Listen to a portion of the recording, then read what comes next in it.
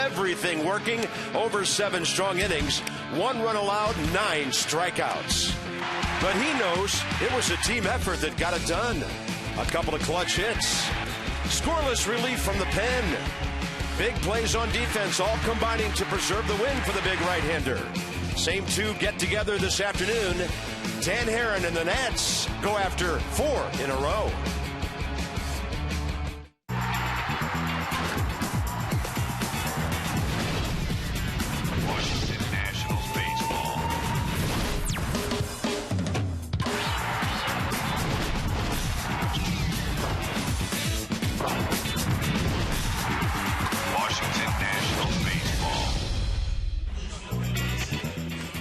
Baseball weather to be sure in our nation's capital. Rockies have lost 5 in a row. The Nats have won 3, and they're trying to make it 6 in a row here at Nationals Park. And the K Street Southeast rotation arms getting it done, especially this week. A great illustration of that, the last 3 ball games. Bob and FP, so how about Gio, Jordan, and Steven dominating, I mean, very good these last 3 games. Yeah, they've won in 3 games for the first time in 6 weeks, and it's been because of the big 3. It started Wednesday night with Gio Gonzalez, just lights out against the Phillies. He went 7 innings, 11 strikeout effort. They ended up winning that game with the Ian Desmond grand slam. Then Jordan Zimmerman, 8 innings, 9K performance on Thursday night, no earned runs. And then Steven Strasburg last night, just spectacular, 7 innings, 9 Ks. And so you're only as good as your starting rotation. And lately, the Nats staff has been just outstanding. Staff ERA 5th best in the National League, and just a few percentage points from moving up even higher. Moving up in the minds of a lot of people looking forward to the All-Star game. Shortstop Ian Desmond, batting average up to 280. Now we're seeing the power as well as the doubles and all that goes with it. Yeah, and it all started with a grand slam against the Phillies. Just, you know, a 2-strike approach to where he smoothed that ball out there, and then just continued the very next at-bat against Roy Oswalt. And get this, 9 of his 12 home runs this year have been go-ahead shots. Last night the same, to right center field, and Ian Desmond has just been one of the best players in baseball the last week. And you'll see this during the game. The Nats are so successful when he hits a home run. They're dominant in his career when he hits and goes deep. And so he's going to back up Dan Herron with some great defense and a lively bat today. Dan Herron, by the way, 7-6 career against the Rockies. It's Washington, 4 out of 5 so far against Colorado.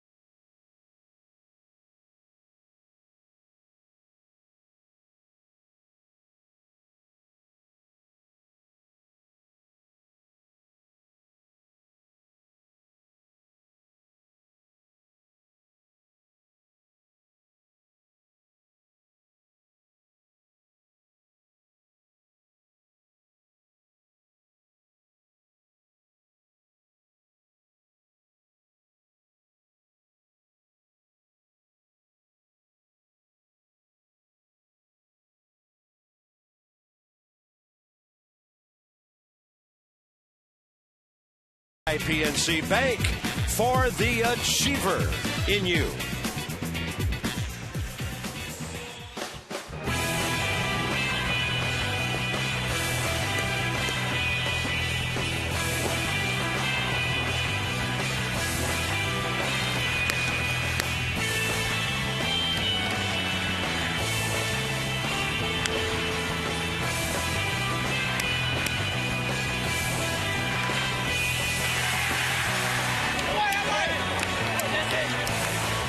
Sure seems good when the guys get to shake hands at the end of the game. That's happened 3 nights in a row for the Nats.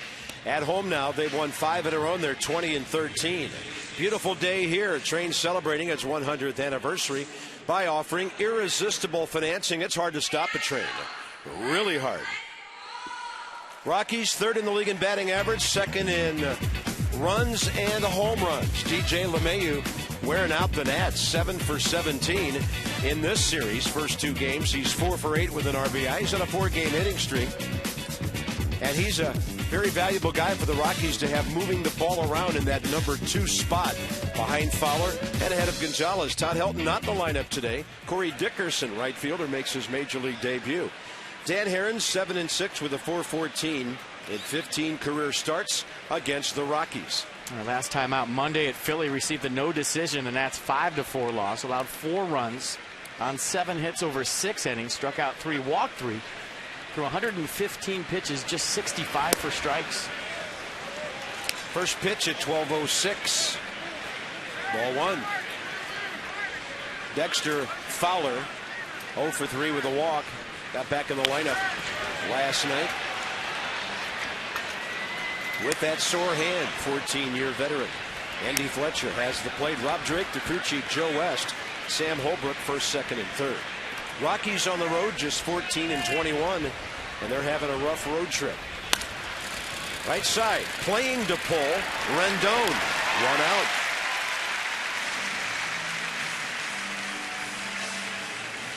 Set the defense for the Nationals today behind Dan Herron. Lombardozzi, Span, Bernardino in the outfield. Jason Worth a last-minute scratch. Desmond Zimmerman on the left side. Rendon LaRoche on the right side. And Jonathan Solano behind the dish. Yeah, that late scratch moved Bernardino from left to right, put Lombardozzi in there.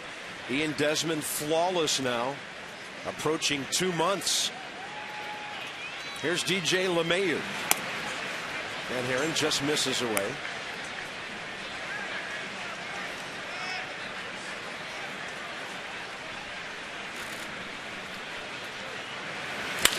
And a ball slapped to left.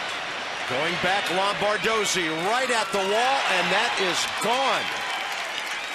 Looked like it hit the fence behind where the catchers take the throws in the bullpen, then deflected to the right, well over the wall at about the 365 mark, and the Rockies lead. LeMahieu, first home run of the year. Well, that's been the problem for Dan Herron all season long. That's the 19th home run he's given up this year. That ties him with Jeremy Guthrie for the most given up in all of baseball. DJ LeMahieu getting that pitch out in front and riding it into his own bullpen, giving the Rockies a 1-0 lead. According to my notes, LeMahieu's first big league home run. Well, actually, he had a couple with the Rockies last year in 81 games, so first of this year. And nothing cheap here. That ball was hit pretty well into the bullpen. Rockies with their 93rd homer of the year ties them with the Braves for the league lead. What a way to blast yourself to a 5-game hitting streak.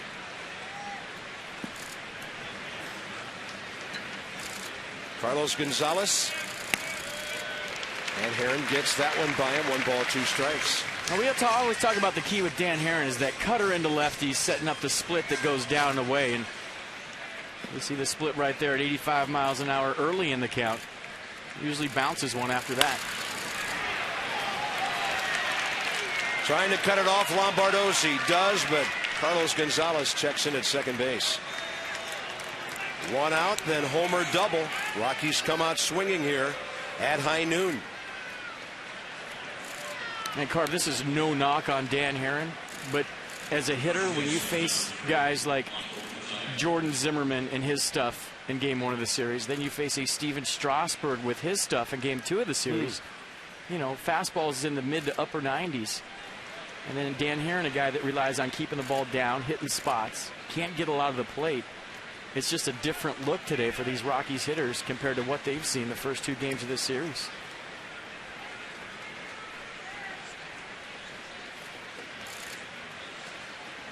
Michael Kadire in this series, 2 for 8. Just enough hits to keep that hitting streak alive, now sitting at 19 games. And his on-base streak at 38 games. He's had 27 career at-bats against Dan Herron with 4 hits, a homer, 2 RBIs.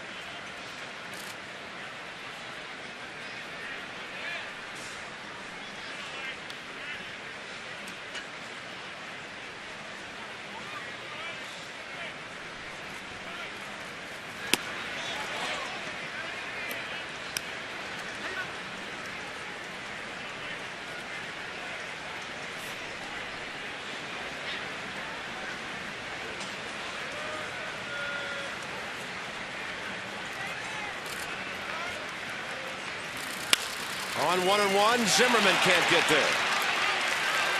They're going to send the runner here. Lombardozzi's throw just a little bit late, and Carlos Gonzalez scores as Stu Cole sent him. And all of a sudden, the Rockies have a crooked number on the board.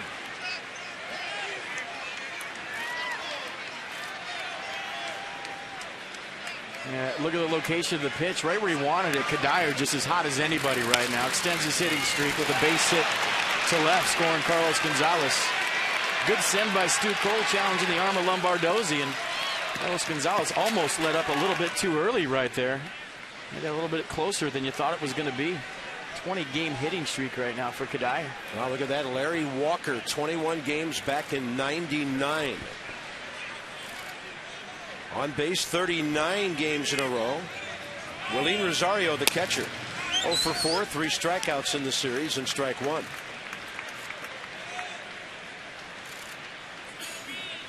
Wow, 12 pitches to get 3 hits and 2 runs.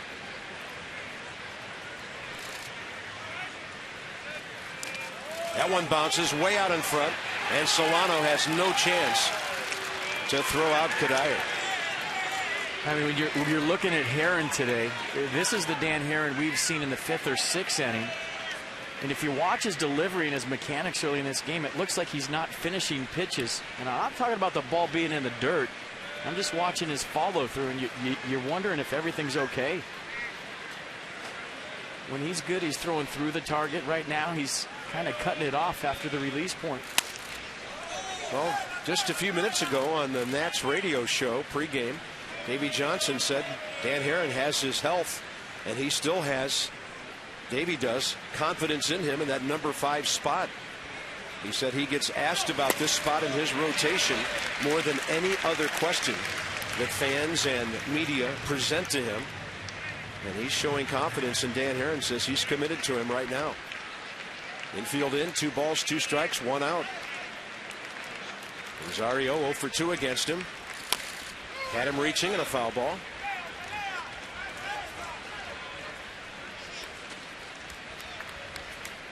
So that first inning stat includes the 2 earned runs here today. Maybe another. There's a runner at third with 1 out. Outfield respecting Rosario's power, playing pretty deep. There's a lot of room between the infield and the outfield with everybody playing in. And managers, FP, don't like to play their infield in the first inning, do they?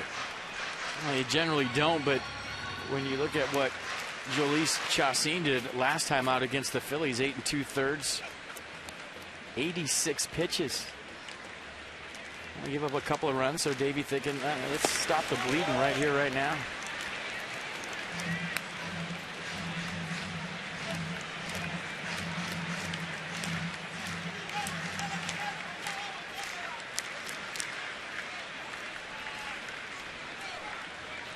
Three-two pitch. Oh, good breaking ball. Really diving hard down and away from the right-handed batter. 2 outs. Well, big K right there for Dan Herron. Went to the well through the curveball that he only throws about 80% of the time. You see it 80 miles an hour. Down and away to Rosario for strike 3. I'm trying to get that big third out here in the first. Next up for the Rockies, Corey Dickerson making his major league debut right here out of Meridian Community College in Mississippi. He was hitting .386 at Colorado Springs when they called him up yesterday. Prolific minor league hitter. Started this season with a .307 career minor league average. Then he goes out and hits almost 80 points higher than that. 6'1", 205, considered a big-time prospect. Defense, not his strength right now. But if he hits like he did anywhere else, they'll find a place for him. And he will drill it to left center in his first major league at bat to put the Rockies on top 3-0. Good throw, tag, and safe at second base as Dickerson stayed on the bag. 3-0 Colorado. You see the high fives in the Rockies dugout. Corey Dickerson, first big league hit, doubled left center field, and he hesitated coming around first. Didn't know if he was going to try to stretch it into a 2-out double. A pretty swing right there, digging that low pitch out. Span with a nice play to make it this close. But a hustle double, and welcome to the big leagues, Corey Dickerson. Yeah, front foot hit the bag, then bounced up, and was Rendon tagging him while he was off the bag before the back foot got in. Well, I like the way Rendon stuck his nose in there with the tag. You don't see that too often. Nolan Arenado now, the Rockies' third baseman in this series, 1 for 8.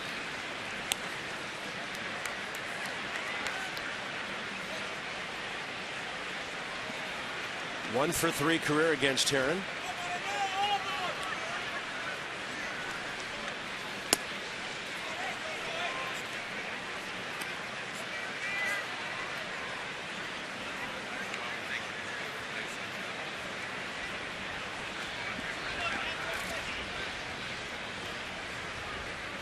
This is pitch number 25 in the first inning.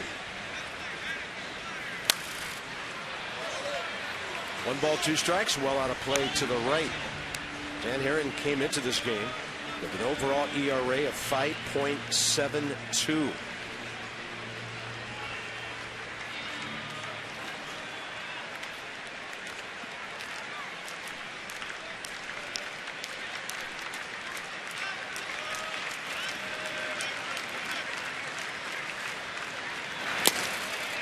Pretty good zip on that fastball at 90, got the foul tip. But the Rockies, 2 doubles, a single, a homer, a 3 on the board.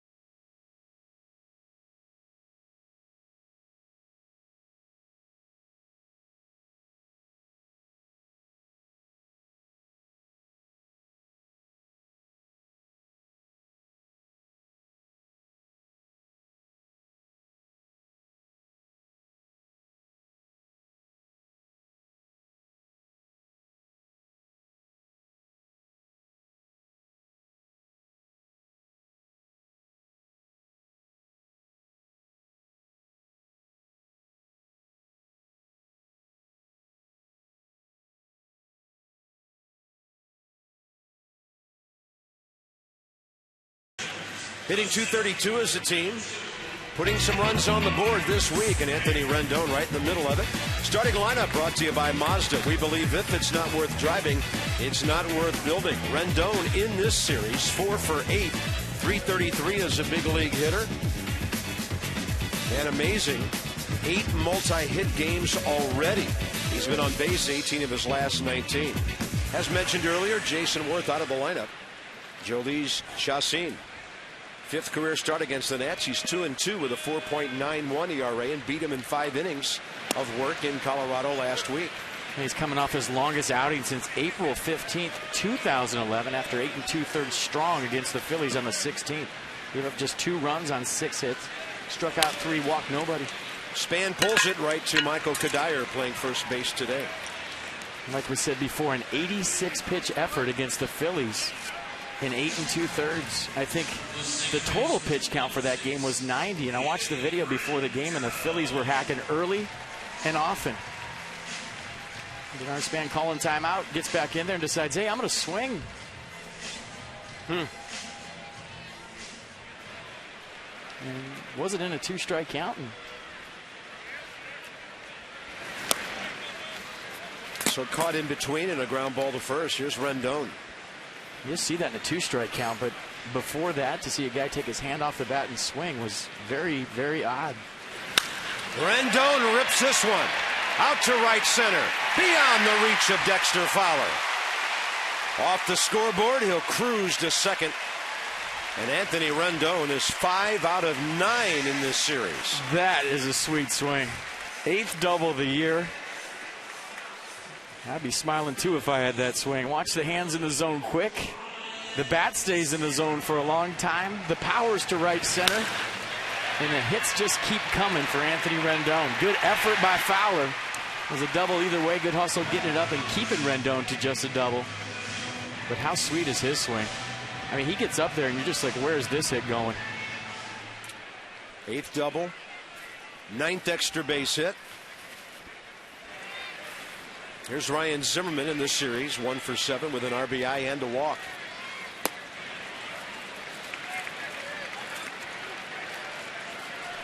Ryan, great success against Chacin, 5 out of 10. 2 of those hits, home runs, 5 RBIs. He just punishes the Rockies.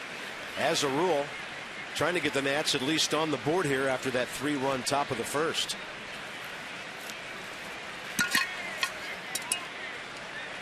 Oh, the one thing Davey Johnson has seen from his ball club in the last week that maybe he didn't see all year long is a lot of fight late.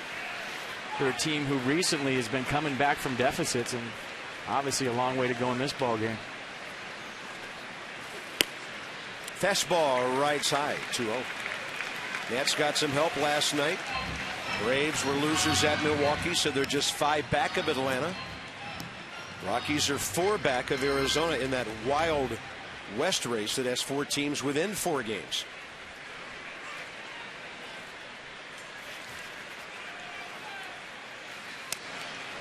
On the inside corner. I think Ryan thought that was ball 3. Well, the Nats also gained another game on the Phillies last night. Just keep that lead horse in sight when you get to the quarter pole. Sit down on your horse and crack the whip. Game number 74, so there's a lot of the track remaining. 2-1 pitch. Zimmerman on a ball in on his hands, hits it pretty well. Fowler in center. Rendon back to the bag. 2 outs. So the defense for the Rockies today behind Jhoulys Chacin, Gonzalez, Fowler, Dickerson in the outfield, Rutledge, Arenado on the left side, LeMahieu, Kadire on the right side, and Willeen Rosario behind the plate. And check out the Rockies unis today. No names on the back. Jhoulys Chacin went to the ball club day and said, hey, we want to wear our batting practice unis for the game. Apparently they got approval from Major League Baseball, and the Rockies sporting their BP tops for the game here in D.C. Never seen that before. Well, hey, you're trying to break a 5-game losing streak, try something, huh? Well, so put on the BP jerseys and then go out and swing in the first inning like it is BP. Well, that's what they did. If I'm coming to the ballpark today, I would love to know the names of the people that the Nats are playing, to be honest with you. Evidently, all they care about is the name on the front. It's a breaking ball in there. 1 ball, 1 strike. Well, generally speaking, the BP tops are way more comfortable than the jerseys. They breathe better in a day game. Maybe that's the case. They just want to be comfortable.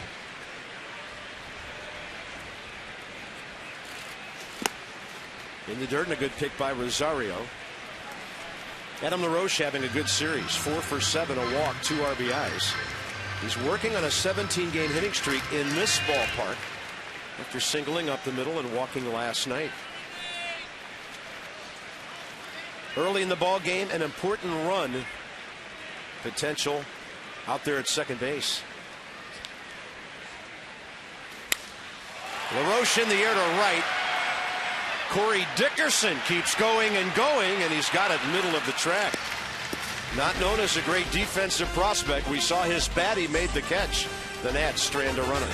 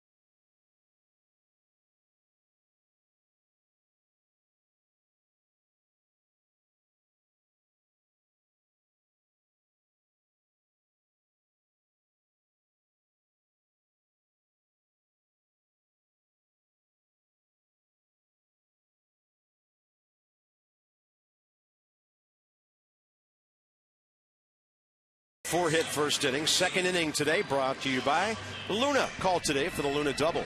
Get your second room of flooring free at 877-241-LUNA. 8-9-1 for Colorado. Coming off a 26-pitch, 17-strike first inning.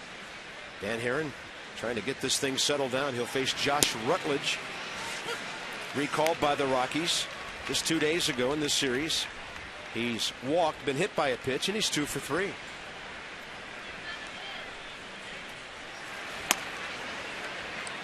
It will show up eventually, maybe not just yet. But not having Troy Tulowitzki in the lineup every day will seriously affect this ball club for a while. You think? You can get away with it for a couple of days, maybe a week, with some guys who step up and get some hits here and there. But, man, long haul, that's one of the best guys in baseball right there. Yeah, no doubt about it. Offensively, defensively, what he brings to the table on a daily basis. His approach to the game, of course. The best players in baseball. How about the last game in Colorado where he, Carlos Gonzalez, and Dexter Fowler all got hurt in the same game? Walt Weiss's worst nightmare. Yeah. That is on the corner. Rutledge looks at it. Dan Herron paints. His last 3 outs have been strikeouts, and Nissan will track it. Yeah, 90 miles an hour, too, on the last 2 pitches for strikes from Dan Herron. For strike 3, I should say correctly, from Dan Herron. That's 90 miles an hour paint on the outer half. Just a little run back to catch the corner. Nice frame by Solano on the backside. Jacine, 5 hits and 24 at-bats this year with an RBI. And Dan Herron had hits off each other last week.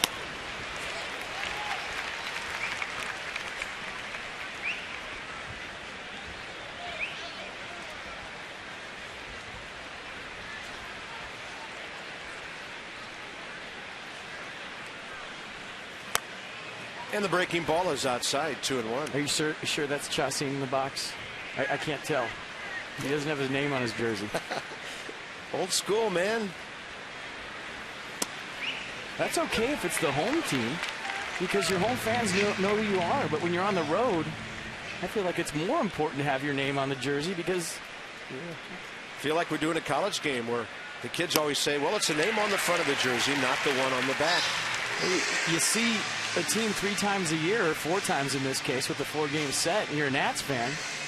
You have no clue who's playing out there, minus maybe Carlos Gonzalez and some of the bigger name players. You're probably making a bigger deal out of it than it has to be, but I've just never seen it before. What's the second best summer sport? That's golf, of course. Check out the AT&T National Tourney on WUSA 9 starting Monday. Good to have them with us today. And a pop-up left side. Ryan Zimmerman racing over Used his glove as shade, found his spot. Nobody plays this ballpark over there better than him. He made a basket catch last night. So Hare in a quick 10-pitch inning, trying to get his day on track.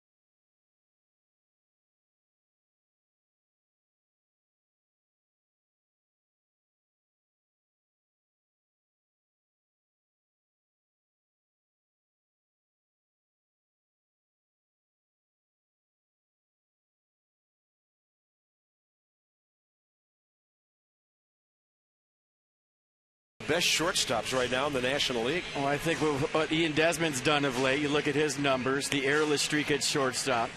He's put himself right into contention as being one of Bruce Bochy's all-star shortstops in July. Tulowitzki, obviously, with the crazy numbers, but you don't know if he's going to be healthy. Segura having a great year in Milwaukee. A 370 on base percentage, 22 stolen bases to go with that. And how about Cabrera? He has 31 stolen bases. So, in my opinion, those are the 4 best shortstops in the first half of this season in the National League. And Desmond, of course, trying to repeat as an all-star shortstop. Injured for a couple of weeks in midseason last year and did not appear in the game. In this series, 2 for 7, 2 solo home runs. Also 2 for 7 career against Chacin.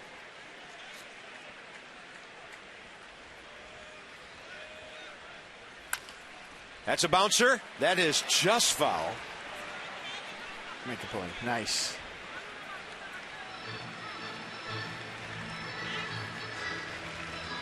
I see how close this was. When you're locked in like Ian Desmond, you're thinking, well, it's probably going to be fair and it's probably going to be a double, but clearly foul. I think it impressed me, Carp, about the home run last night to right center field is he got into a count.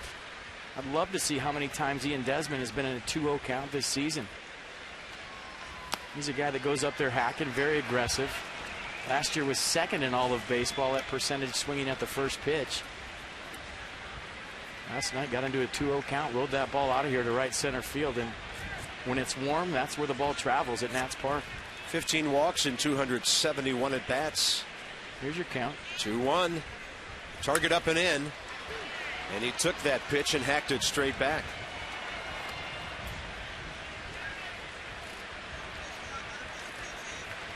Roger Bernardina was going to bat 7th and play left field when Worth was taken out of the lineup. Desmond and Bernardina were all bumped forward a spot, and Rogers in right field today. 2-2 pitch. Desmond, right field line and slicing out of play.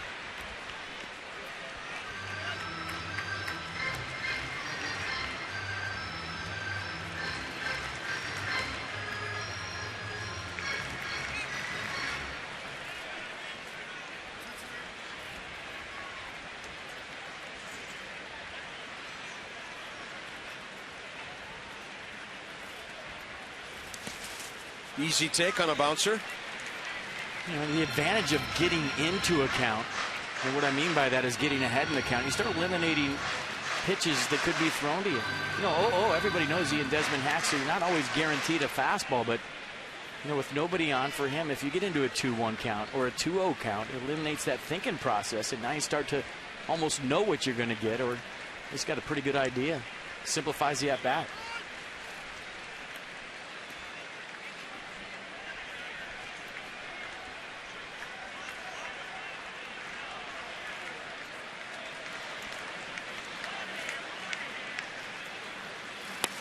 Locked up on a breaking ball. He thought he was getting a heater. Chacín, first strikeout. Nats have their midseason flex pack still available. You pick 3 games, get a free Nationals New Era ball cap. It's while supplies last. Some restrictions apply.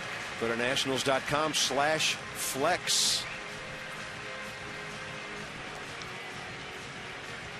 So it's Bernardino, Lombardozzi, left-handed batters the next 2. Rogers still trying to get off the interstate, but signs of life offensively. Doesn't get a whole bunch of at-bats every day, but over his last 12 games, 6 hits in 21 at-bats, bringing that batting average up, if you will, to 180. And a couple of hits with an RBI against Chacín in his career.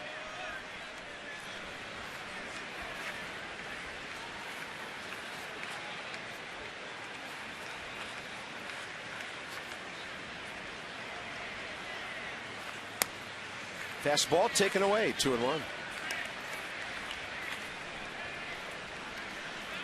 By the way, in that Atlanta game later today, Tim Hudson against the Brewers at 4:10 Eastern. No other games in the National League until at least 4 o'clock today. 2-1 pitch. Off speed, Bernardino missing.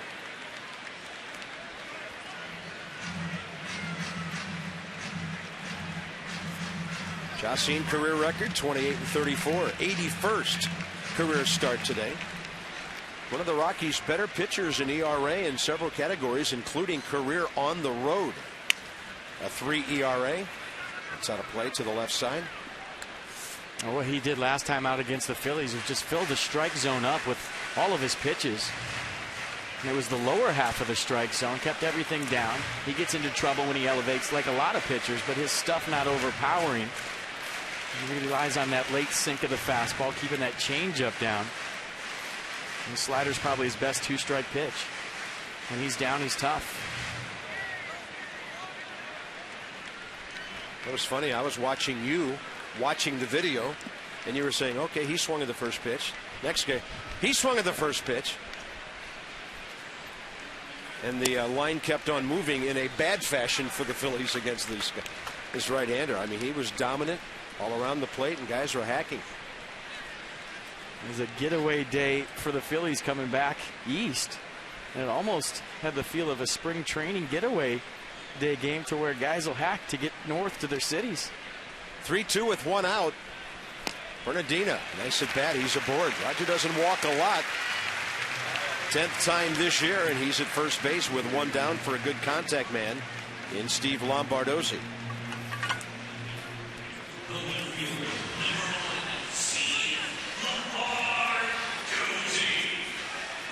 Didn't think he was playing up until about an hour ago. 2 for 5 with a walk in this series. It's life of a bench guy. Get those 911 emergency starts. Look out. Sitting there thinking you're going to watch a big league game, maybe pinch hit late, double switch. Half hour before the game, guess what? You're starting. Bernardino jumps out to a sizable lead, front foot at the edge of the grass on that cut over there. And a strike to Lombardozzi with a lot of hitting room on the right side.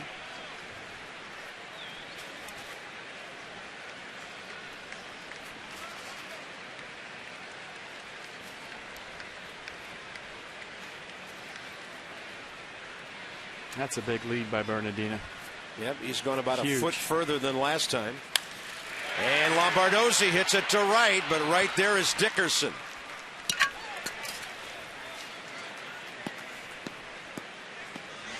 That'll bring it down to the number 8 hitter, Backup catcher starting today, Jonathan Solano. The Nats and the Rockies will wrap this series up tomorrow.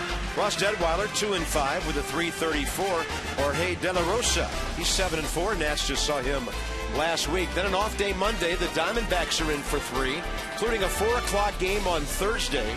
And then it's on to New York for the weekend before the Nationals come right back home for another week. So this is the third game in that stretch where they have 14 out of 17 at home.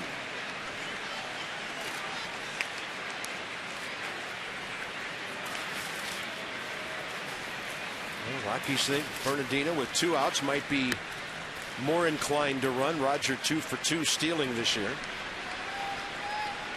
Solano, aggressive hitter, doesn't take a lot of pitches. He takes a fastball right over the outer half there. Jonathan, 28 at bats in a reserve role in 13 games, 4 hits.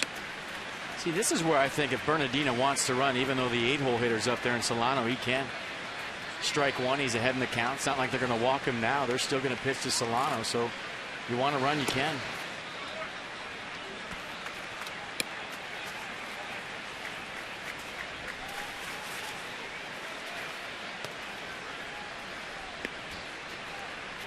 Solano shoots the ball to right field quite a bit. First couple of major league hits last year with the Nats went that way. A lot of room over there with LeMahieu shading up the middle. Bernardino holding, and he pulled the pitch to the left side. That may be playable for Arenado near the barrier, and he's got it. In a ballpark where he's only playing his 3rd game of the year. Nice play. Nats have stranded 2, trail by 3.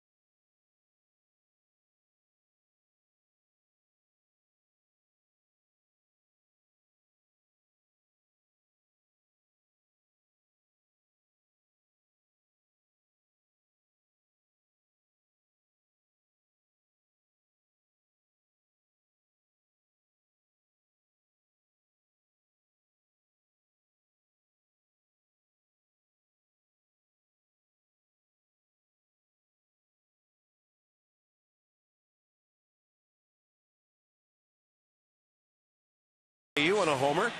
Kadire base hit. Dickerson double, lead 3-0. Wednesday, the Diamondbacks will be here, as mentioned, second game of that 3-game series. It's $1 hot dog night presented by Hatfield. At select concession stands until the start of the 6th inning while supplies last. Some restrictions apply. Go to nationals.com/tickets. And a 3-game series starting Tuesday night with the National League West leaders, the D-backs. Starting this day, 7 over 500. They're 2.5 up on the Padres, 3 over the Giants, and 4 over these Rockies. So Dan Herron, nice inning in the second with 11 pitches, 7 strikes, and he's retired 4 straight.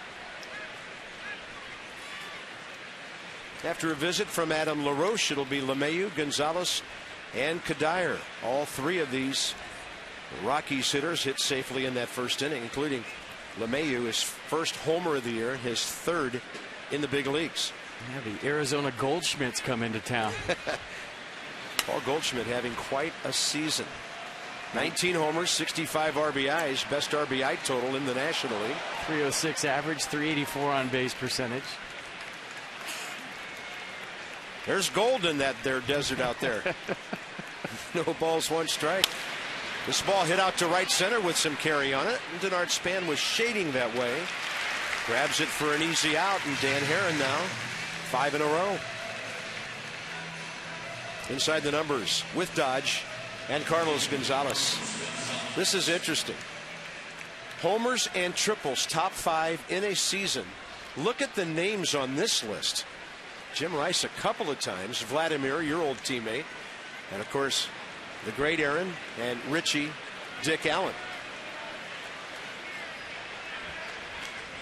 Add it all up, he's got 46 extra base hits, leading the league, including his double here today. Well, the one that gets me in there is Jim Rice for Boston. Triples, Jim Rice? Well, maybe to right center there in Fenway Park, but I remember him rolling the wrist, hitting home runs over the monster, so that's impressive.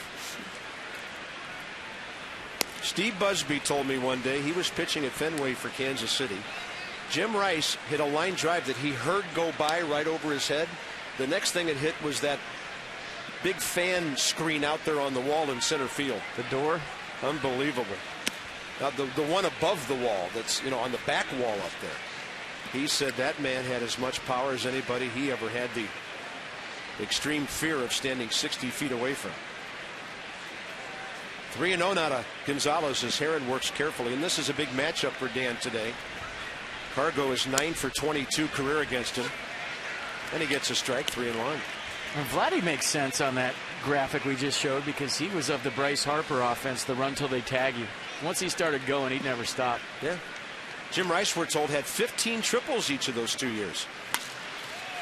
Gonzalez out to left center. That ball will go twisting back to Lombardozzi. In this ballpark, you'll see a lot of left fielders play way off the line here, trying to close up that gap. Work that time.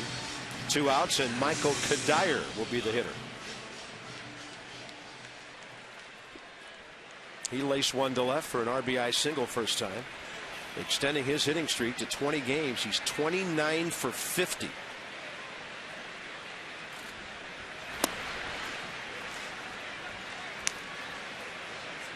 Over a 20-game period, you hit that much over 350, near 400. That's crazy. In this case, a lot higher than that.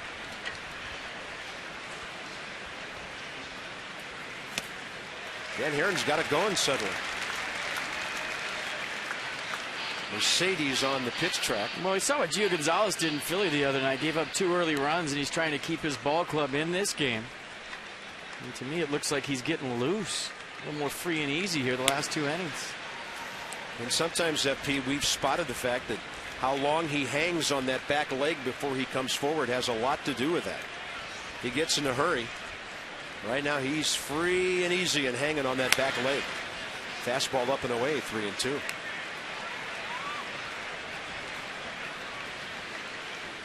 Well, I would imagine later in your career that a 12 o'clock start is not the most friendly start time that you could imagine. Another strikeout, 5 on the game, and he's now retired 7 consecutive Rockies. Herron will lead off, bottom of the 3rd.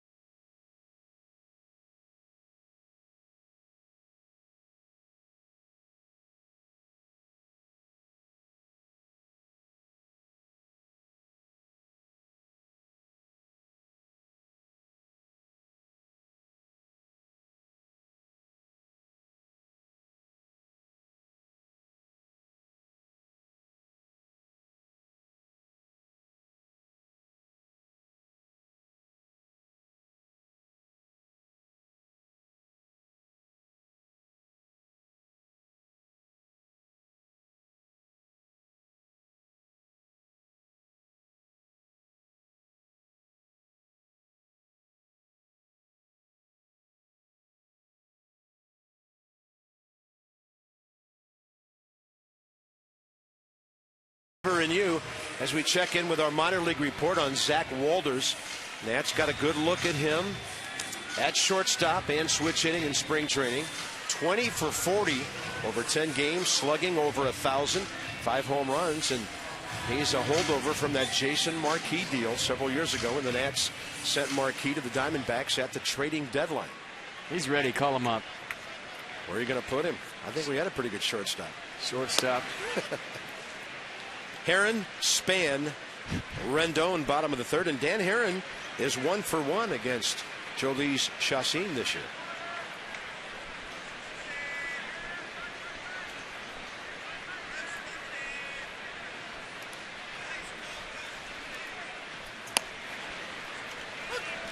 Dan Herron, the most unassuming, good hitting pitcher in baseball. He's up there looking like he's ready to catch a cab. Very relaxed, and all of a sudden he'll drop that barrel on you, hit a line drive to right. Yeah, like he did against Chassin at Coors Field last week. 5 for 24 with an RBI.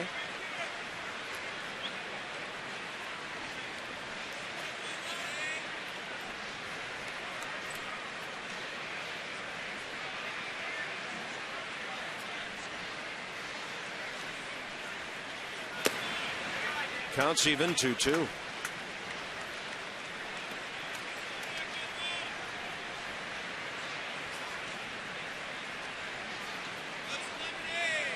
Top of the order in a moment. Denard Span, then Anthony Rendon. And Herron will break his bat. A sliver of it ends up near the third baseline, caught by Rutledge, 1 out. Inside the numbers with Dodge. As we look at Denard Span, this is interesting. Even Ricky Henderson didn't have all of his career at bats in the leadoff spot. That's because he had too much pop.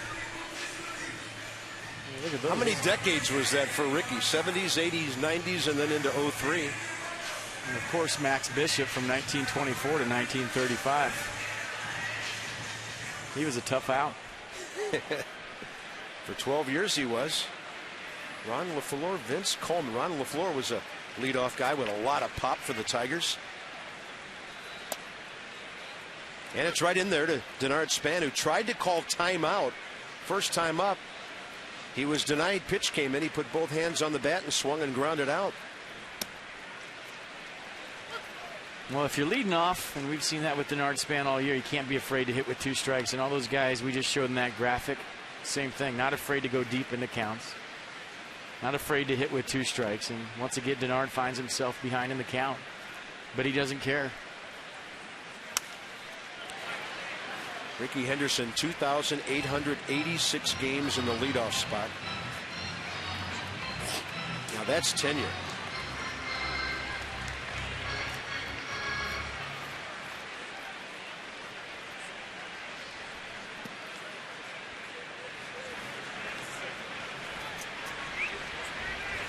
And the 0-2. Span. Right field. Did he get it enough? Yes, he did. Over LeMahieu. And Denard Span checks in with the Nationals. Second base hit. And these days you get excited when anybody's on ahead of Anthony Rendon. Kind of touching on that hit with 2 strikes, Denard Span doesn't care because he doesn't change his swing. He's not a power guy. It's not like he's going to take anything out of his swing in a 2-strike approach. He just expands his zone.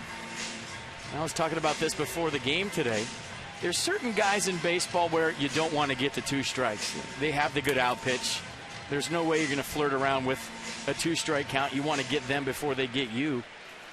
But for the most part, Denard Span is a guy, as are a lot of guys, that aren't afraid to hit with 2 strikes because they know they're going to put the ball in play. Here's Rendon, who rifled a double to the right center field gap with 1 out in the first. Span 8 steals on the year in 11 attempts.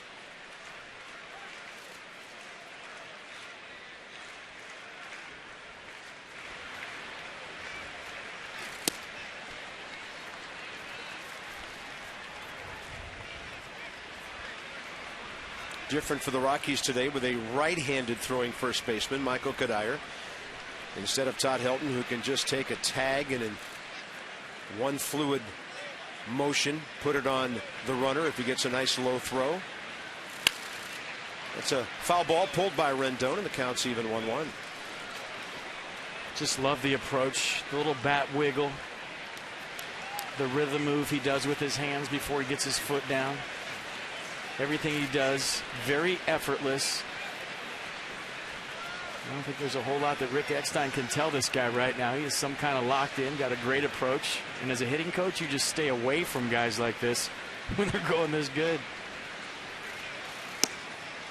Here's the other thing that he's provided. Anthony's been on base 19 of his last 20 games, along with the base hits. He's found a way to get on base to at least give that number 2 hole a good presence for the Nats this year, because they struggled with that so much for the first 2 months. And as a rookie at the major league level, your first go around, the biggest challenge for me was to slow the game down, to make it just another baseball game and not a big league baseball game. Anthony Rendon has had no such problem. The game moves super slow for this guy. 2-1, and it gets away after skipping by Rosario. Wild pitch. Denard Span, second base with 1 out.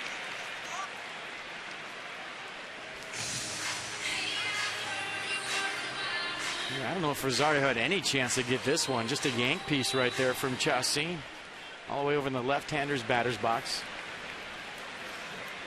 And now what are you going to throw this guy in a 3-1 count? He's driven in 6 runs, 28 hits in his first 23 big league games.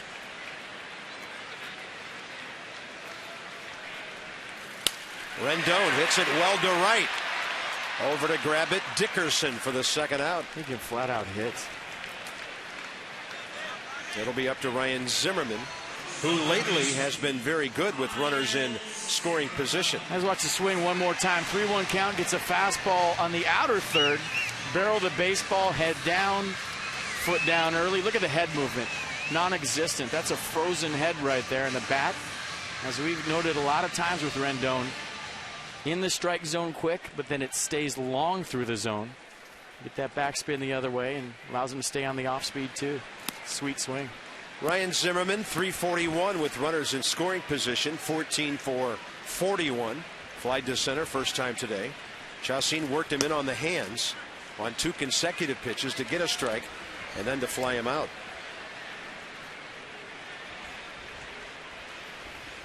Ryan still good numbers against his right-hander. 5 for 11, 2 homers, 5 batted in.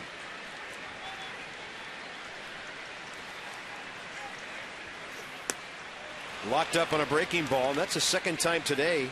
Desmond earlier, when Chacin has really fooled right-handed hitters with that breaker.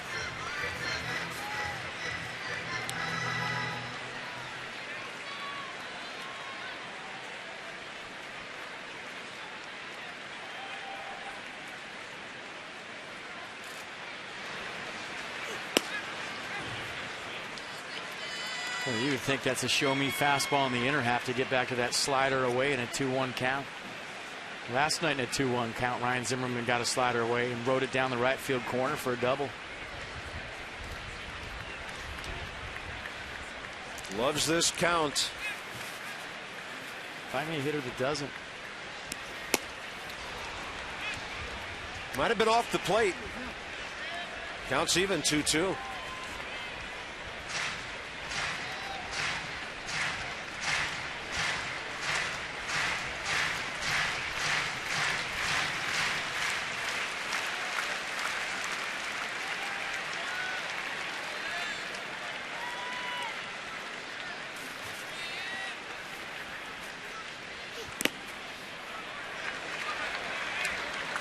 Chacin has walked 1, given up 2 hits. Pitch count mounting on him a bit. He's up to 50 with 2 outs here in the third. Well, you'd think he'd get something to hit right here in a 3-2 count with LaRoche on deck, the way Adam's been swinging lately. So a little protection in the on-deck circle for the Nats. Should allow Ryan to get something to hit right here in a 3-2 count. And working with a 3-run lead. Zimmerman got jammed again, kind of similar to the first time up.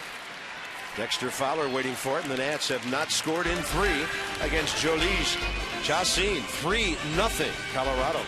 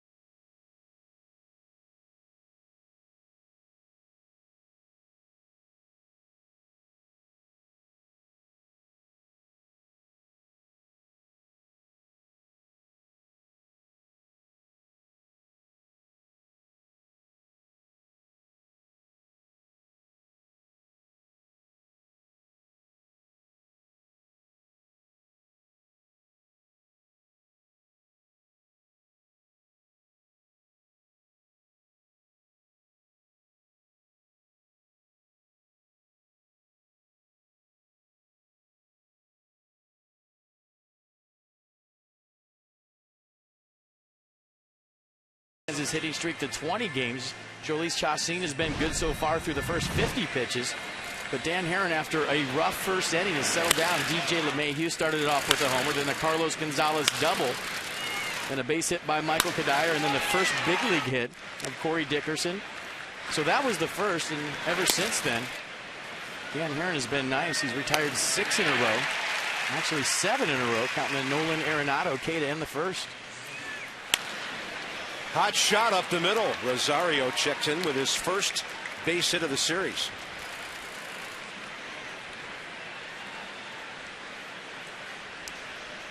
Willeen Rosario now 1 for 6 here in D.C. First career hit against Dan Herron. And another look at that hard-hitting outfielder Corey Dickerson. First big league at bat 3 innings ago. And a clean double to the gap in left center. He was an 8th rounder back in 2010 out of Meridian Community College in Mississippi. His hometown is McCombs, Mississippi.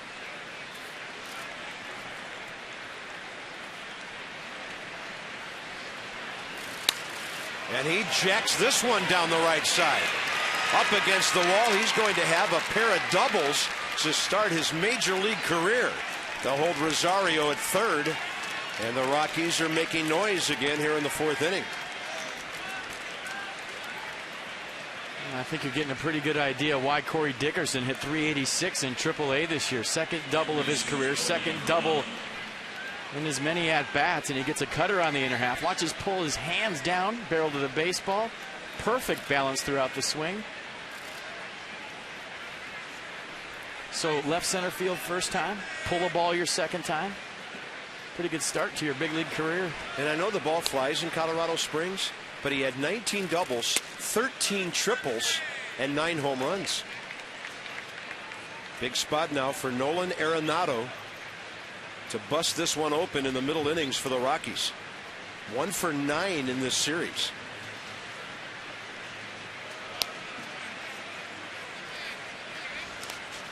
That breaking ball gets away and a run will score.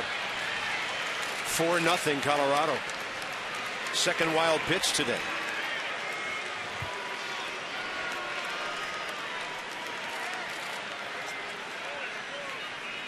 Hey, look at the block or the attempt right here by Solano, and ball just shoots out to the left. Tried to stay soft. And that could lead to 2 runs. Now all of a sudden Dickerson at third base with nobody out. Yeah, infield in a bunch early in this game.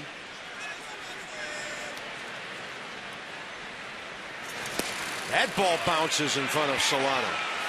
Wow.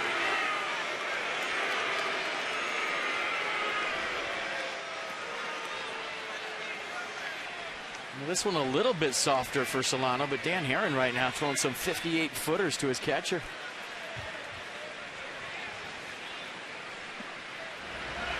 Ross Ohlendorf, who pitched beautifully in Colorado last week, getting ready. That's way inside, 3-1.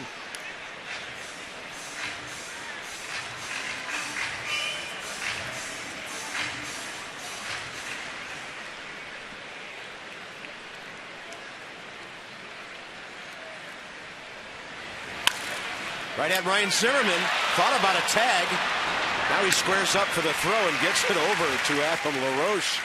Ryan out of the side view there saw Dickerson off the bag. Well, he had a notion right here. Watch Dickerson, just a little jab step. He thinks he's got a tag play, goes for it, knows he has time based on where he's playing in and the speed of the baseball. Fairly firm. Good throw, gets the out. 1 out. Josh Rutledge, the shortstop, the number 8 hitter.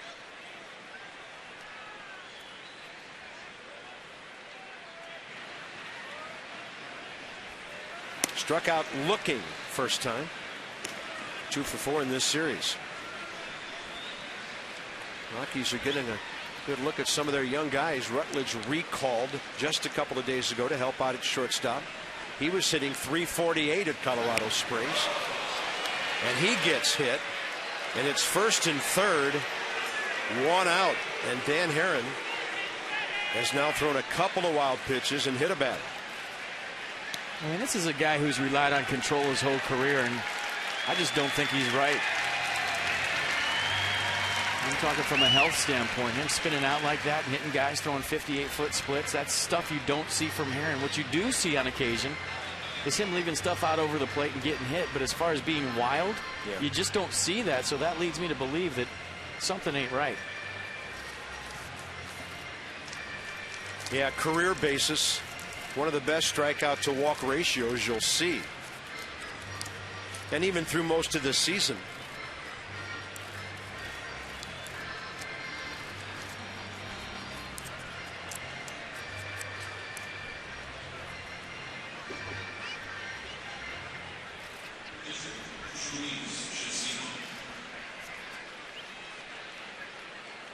Three more base runners here in the fourth. One has scored. Chacín just got finished visiting with his third base coach, Stu Cole. Rockies could put on a couple of things here. Chacín can handle the bat. A couple of sacrifices this year, 12 in his career. And as mentioned, 5 base hits with an RBI. Maybe pushing it on a safety squeeze, but he fouled it.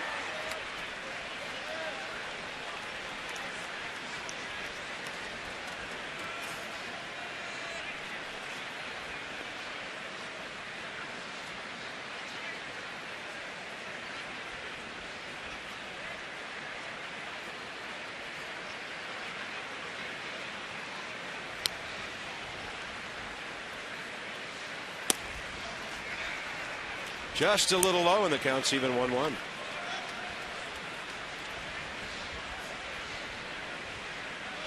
Up by 4 runs right here. I guess Walt Weiss trying to stay out of the double play, but Chacín can hit.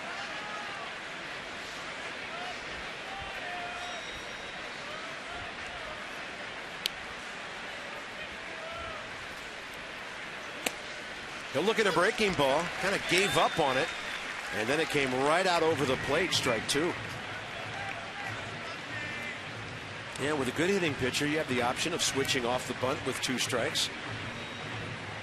To me, this is also where the third to first move being outlawed hurts you, because you could use it right here to see if Chacín is showing bunt in a 2-strike count. Now you just have to throw over to first and see if he flinches, and he did. Yeah, he did square around. With that big long leg kick, you go to third, come back to first. It'll tell you what a hitter's doing every single time, whether he's bunting or swinging. Can't do it anymore.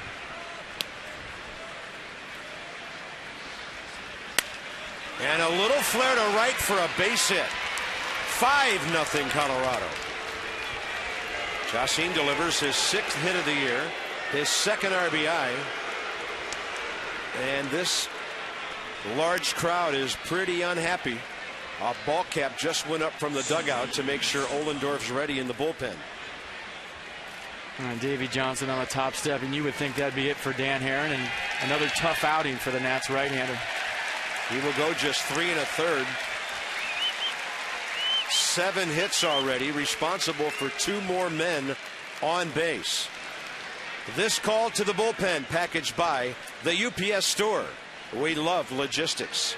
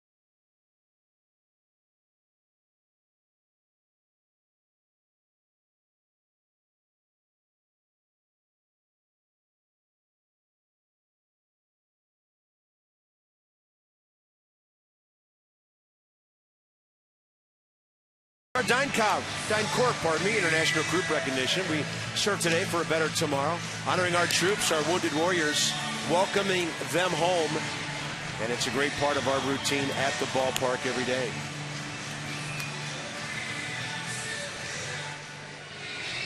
A very downcast and thoughtful Dan Herron sitting in the dugout. 3 1/3, 7 hits. 5 strikeouts, didn't walk anybody. A homer, a hit batter, 2 wild pitches. His shortest outing of the year in innings and pitches. 63 pitches, 38 strikes. Well, the exit of Dan Herron gives us a chance to see Ross Ohlendorf, the big windup coming in out of the Nats bullpen. Remember that spot start he had in Colorado where he's just brilliant. And that got him a spot on this ball club in the bullpen. It's the first time we've seen him. Fastball, slider change. The fastball averaging 91 miles an hour. Slider to go with it. Changeup 83. Yeah, that was a week ago Wednesday. The Nats won it 5-1. He pitched 6 innings, 2 hits, a run, walked 2, struck out 2, 89 pitches, 54 strikes, and helped the Nats get on their way to a series win.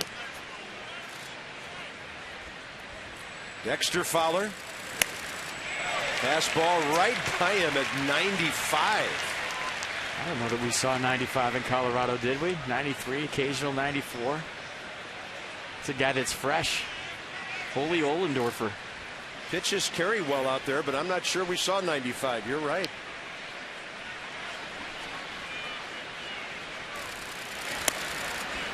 Fowler takes one inside.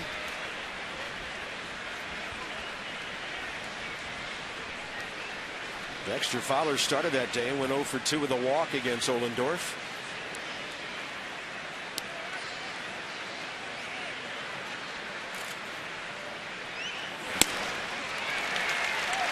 '94.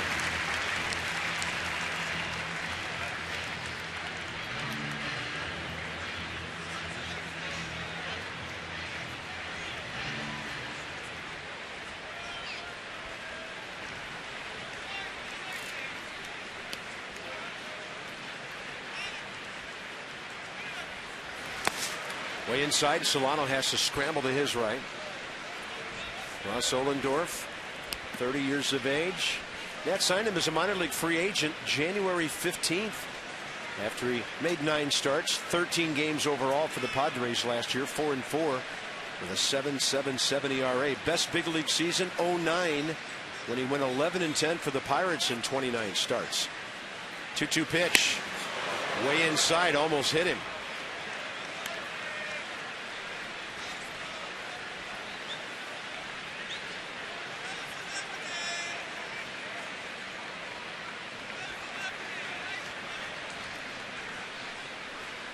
Fowler 0 for 2 today. Ground ball to second. Foul out to third.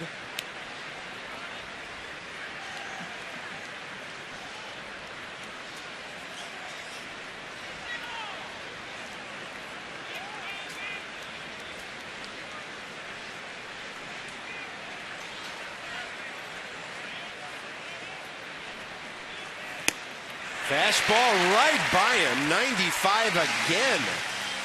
Second out of the inning. Let's go back to June 12th in Colorado. Ross Ohlendorf with the spot start. Smiles in the dugout.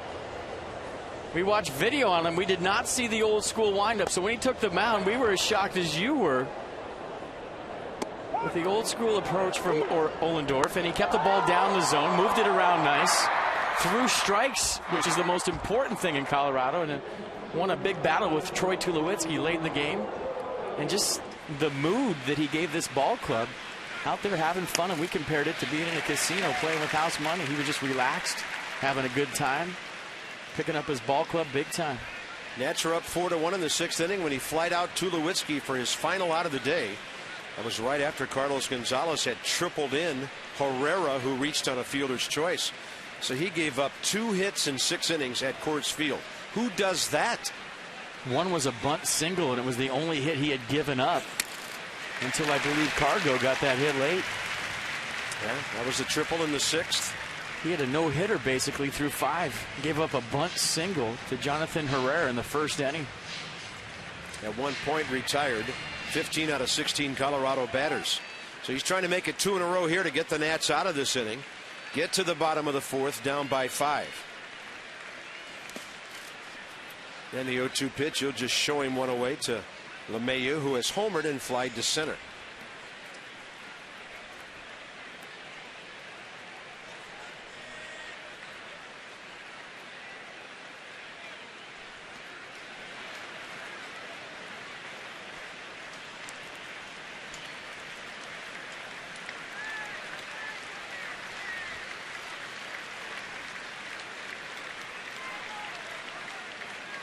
Runner looking in from second. He'll talk it over with Solano.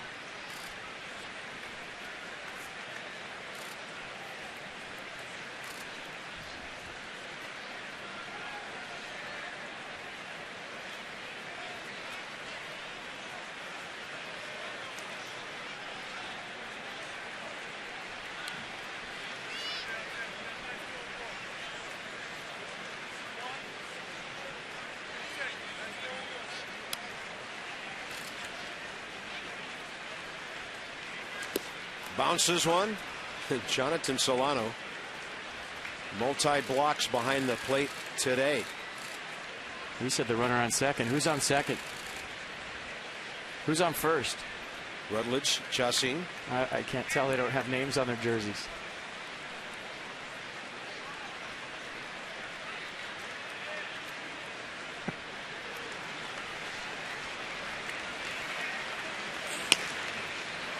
Now the count's full and the runners will be moving, and nobody in the first base dugout wants to see Carlos Gonzalez batting here in the 4th inning. And it's already 5-0. Well, Davey Johnson just looking for some frames from Ross Ohlendorf, trying to keep him in this ball game and give him some innings.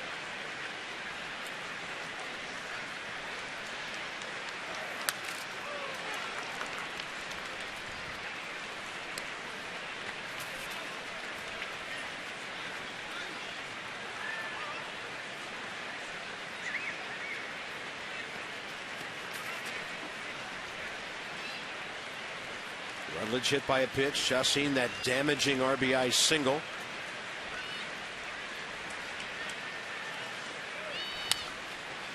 And hanging tough, DJ LeMahieu. And all the video we watched of Ohlendorf when he got called up, his days with the Padres and all of his other stops, he was 90-91 with a sinker.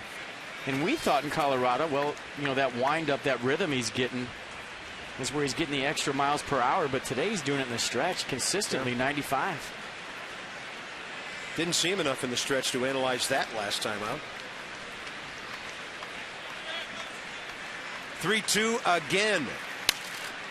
Right side and slicing away and out of play. 96. No idea he had that in the tank. Struck out Fowler for the second out. Quite a battle here.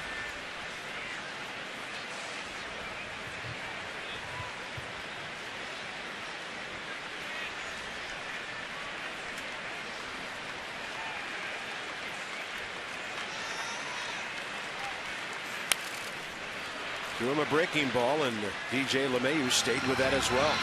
Pretty good fight going on right here between these two. LeMahieu's got a nice approach. He's been impressive the games we've seen him so far this year. The average at 288. He's played a nice second base, and he'll put a good at-bat on you.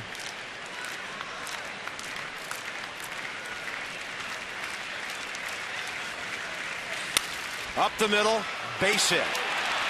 Rutledge around to score. 6-0 Colorado. And a 2 RBI day for DJ LeMahieu with a home run. Now the base hit here in the 4th. A nice fight, nice battle won by LeMahieu right there. Two guys going toe-to-toe. Hitter wins this one. Base hit back up the middle. 6th run of the day for the Rockies. Nice at-bat. Dan Herron still responsible for Chacin on second as Carlos Gonzalez steps in. First hit of this series in the first inning. He'd gone 0 for 8 against Zimmerman and Strasburg with 4 strikeouts, but he doubled first time today.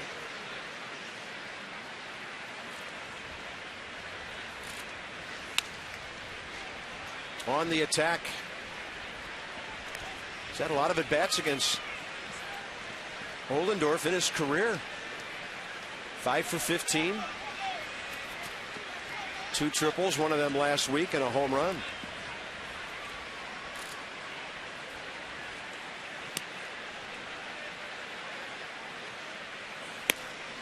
Nice. He took a little bit off. 86. Big change up, down and away. Strike 2.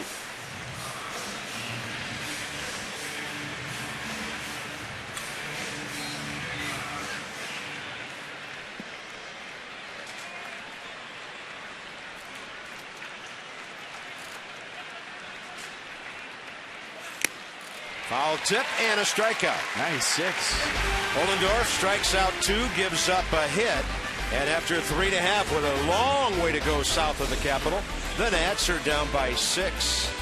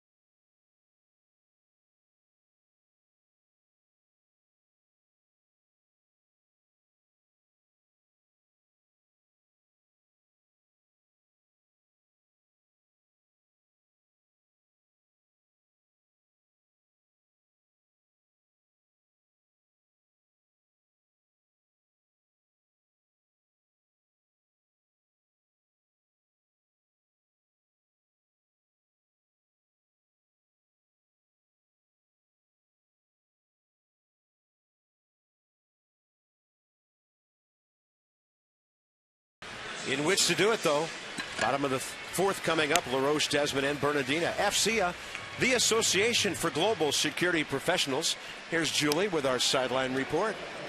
Hey, thanks, Bob. You know, no doubt the team is missing the bat of Bryce Harper today, but some good news coming out of number 34. He said that he may be ready as soon as next Wednesday or Thursday to begin a rehab start at Potomac. But he was very clear to say, you know, if I'm not feeling good about it, I'm not going to push myself. Bryce hopes to get at least 6 to 7 starts at Potomac just to be able to get his timing back. He said that's the most important thing. Davey Johnson said the biggest concern, due to the nature of his injury, that bursitis can come back at any time with as little provocation as just one slide. So Davey hopes to get Bryce started at Potomac as soon as possible, but due to Potomac's travel schedule, Bryce could play some games at Single A Hagerstown, which interestingly enough could spark a little sibling rivalry, which would mean Bryce would be playing with his brother Brian, who's a pitcher for Hagerstown. Bryce said, playing with my brother would be a great experience, so good to know that they get along. Well, I'm pretty sure he'll have a place to stay. We'll keep our eyes on that and hopefully get Bryce back ASAP.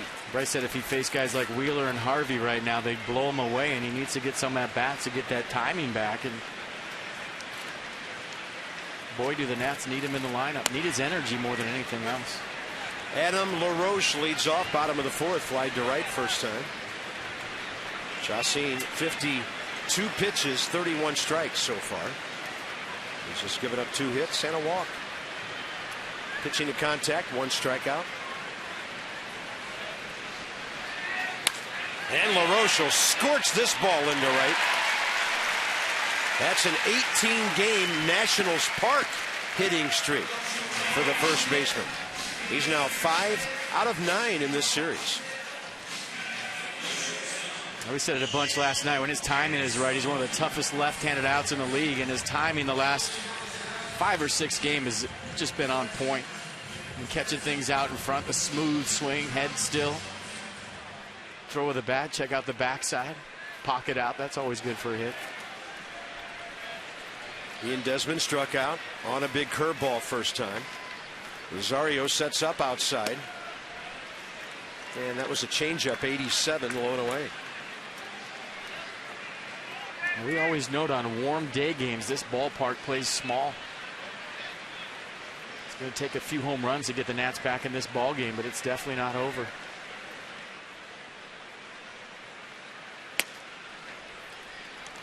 Two and 0. AT&T with a fact on Ian Desmond. Look at that, the go-ahead home run started by the grand slam in Philadelphia. Adam Dunn and Andre Dawson in franchise history have done that. 9 of his 12 home runs this year have been go-ahead home runs. And the stat we showed you earlier, when he homers, the Nats usually win. That's popped up left side. Fighting the sun, Nolan Arenado. Playing it perfectly with the glove for shade and for the catch, 1 out.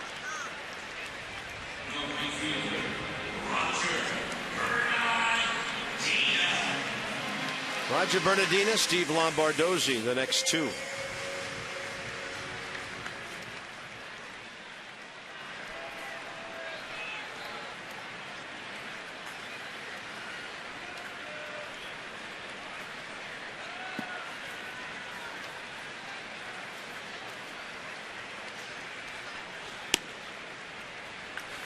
Roger walked first time.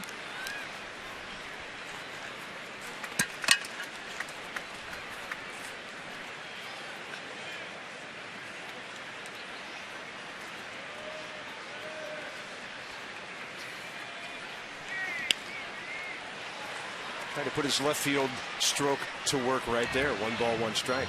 Nats have beaten the Rockies 4 out of 5 this year. Colorado over the years has given the Nats a hard time here. 12-4 at Nationals Park coming into this series since our ballpark opened in 08. But the Nats have struck for 2 here. Trying to come back to make it 3 in a row. Bernardina, 1 hopper. Kadire to short. Return throw. 3-6-3. Nats gone quickly in the 4th inning after the leadoff hit. It's all Rockies right now into the 5th.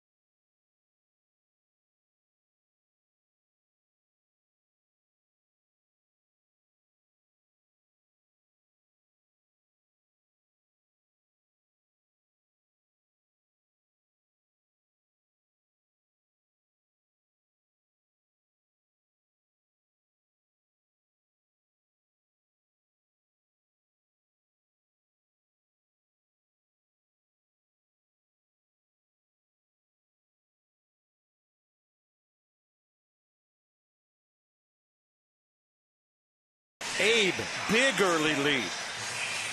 Big Bill and Teddy trailing. George looking strong, and Washington would recover at the end. Abe will break the tape. They got off to a tough start this year, starting to win some races. That's good. Traditionally the best closer of the Presidents. And we go to the top of the 5th inning. Kadire, Rosario, Dickerson against Ross Ohlendorf. 19 pitches, 13 strikes for Ross to get those 2 strikeouts around the base hit he gave up in the 4th inning.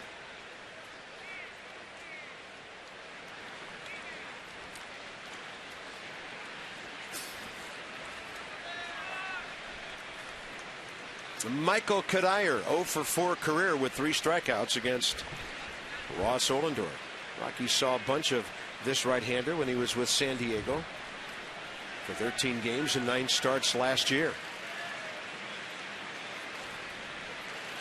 There's a big windup. Like it. And that's what we're going with. That's his nickname from here on out, the big windup.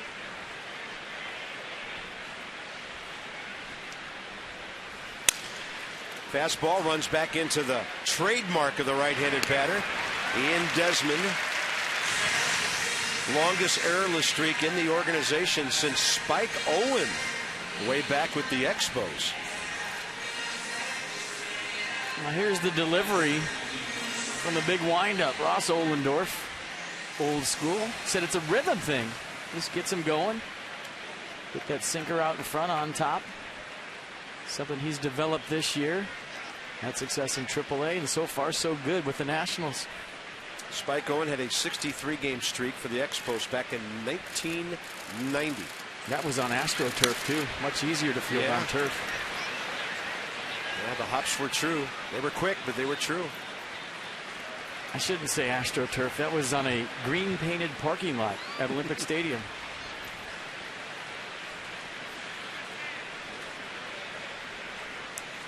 Few knees still laying around there. I was there for a soccer game in the late 80s. Actually, late 70s, just 2 years after the Olympics. And during a pregame practice, a player took a nail to the knee that was sticking up out of the turf. Probably a carpet tack, right? Yeah. I didn't know parking lots needed carpet tacks. Tough place to play. You guys had to put up with a lot up there. Hey, it was a big league. We didn't know any better. We loved every minute of it. Rosario takes one that just misses. 1 ball, 1 strike. Willeen Rosario base hit last time, leading off the 4th. That led to a 3-run inning. And the Rockies were able to double their lead in that frame. And the town itself, Montreal, made up for anything wrong with the ballpark. One of the best cities ever.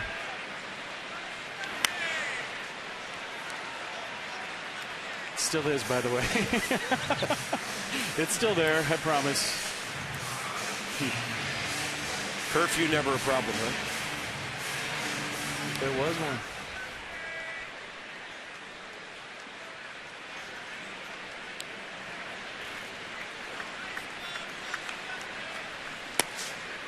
I know the last couple of years go up there for different ball games, and you'd see the artist's rendering of a downtown open air stadium that they were hoping for.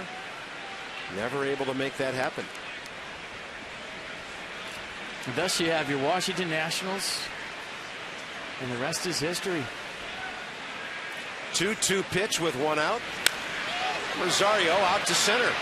Denard Span cruising to it. Ross Ohlendorf comes in, settles things down. He's retired 4 of 5. On July 6th, after a 405 game against the Padres, that's just a couple of weeks from today, a free post-game concert featuring Thompson Square. Game tickets start at $10. Nationals.com/NatsLive. Some restrictions apply. You must have a game ticket for the July 6th game to be able to stay and enjoy the music. Corey Dickerson is next. First 2 major league at bats. Double RBI. Double run scored. Left center, right field.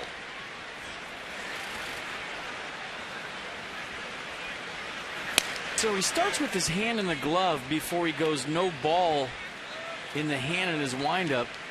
And I'll show you where I think he sets his grip. So right now he's getting the sign, right? Couple of shakes. All right, got it. Sets his grip right there, and now there's no ball in his hand. It's in the glove. I think. Yeah. Makes sense, right? Yeah, and we talked about this last week. We debated it until we found some old videotape. Most of the old windup guys had the ball in the bare hand as they came through. And he doesn't, but we think right when he gets the sign, he goes in there, sets the grip right there. Then he's out of the glove, has the seams where he wants them. Bam. 93. Or at least that's what we're going with right now.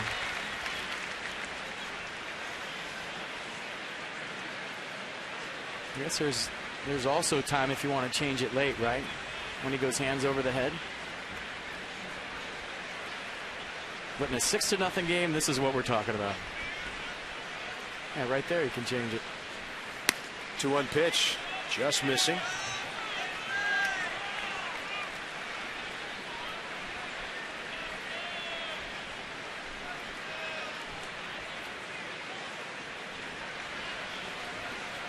Willendorf just 30 years of age, 6'4", 240. Broke in with the Yankees back in 07. 3-1 pitch. Well, this guy doesn't get cheated, huh? A couple of doubles to start his big league career. That's a rip.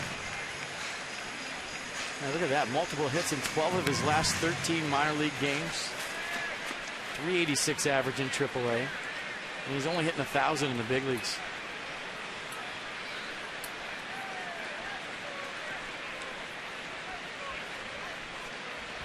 They raise some sluggers in Mississippi, don't they? Tyler Moore, Nationals guy from there. Well, that swing definitely plays at this level. There's no doubt about it. I always love when guys hit 300 in the minor leagues, and people say, well, that swing doesn't play at the big leagues. Well, if you hit 300, you're a 300 hitter, and usually, in most cases, you can do the same thing at the highest level.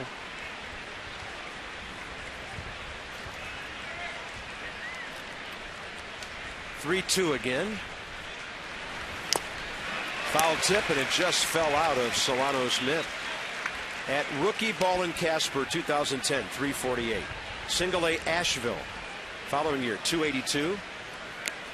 Last year at Single A Modesto, 338. They promoted him to Double A Tulsa, 274 there. What happened? And then this year, 386. He must have had too much barbecue in Tulsa. 386 this year at Colorado Springs.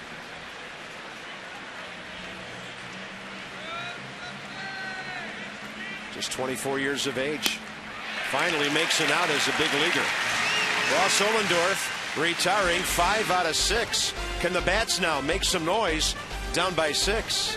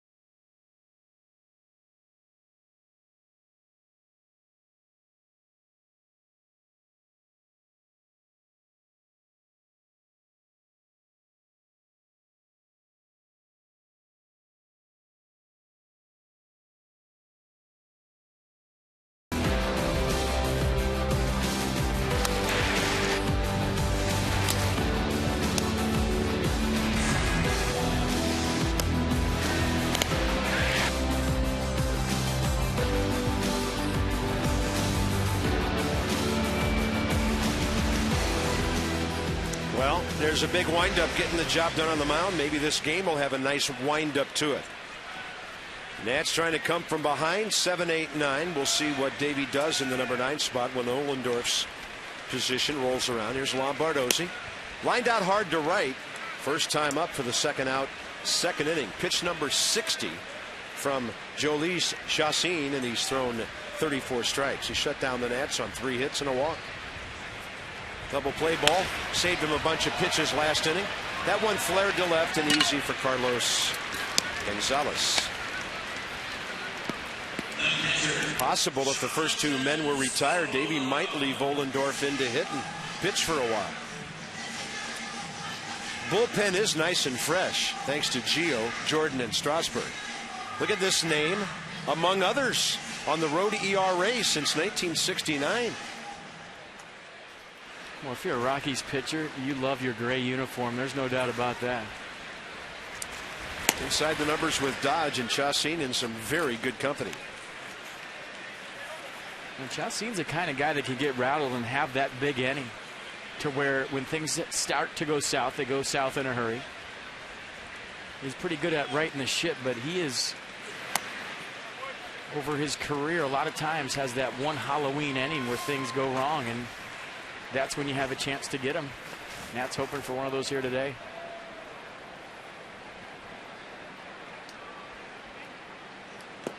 Big breaking ball. Solano unable to get close to it.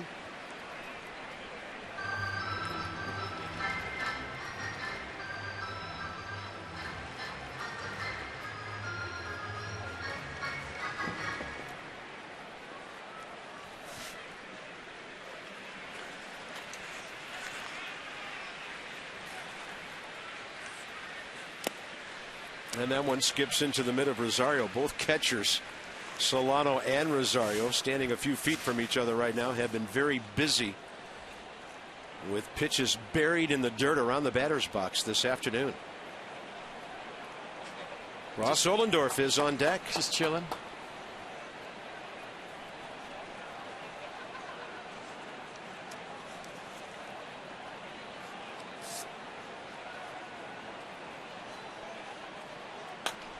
Solano, ball kind of spinning down to the right side. Chassin covers. 3-1 from Kadire. 2 outs. Ross Ohlendorf was 0 for 3 as a hitter last week, but he has 10 big league hits, a homer, and 4 RBIs.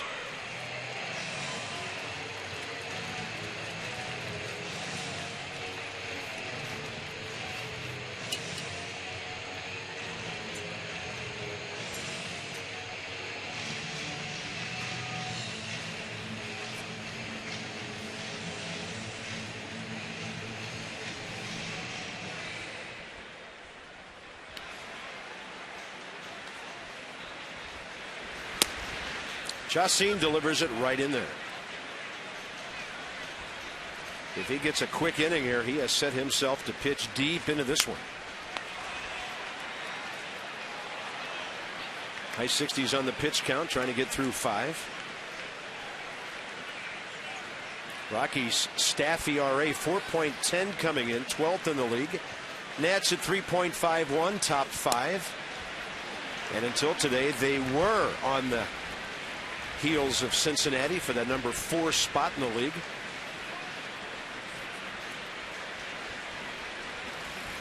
One ball, 2 strikes. Swing and a miss on a big breaking ball. Rosario says, I caught it cleanly. He'll tag it just in case. Into the 6th. Colorado by 6.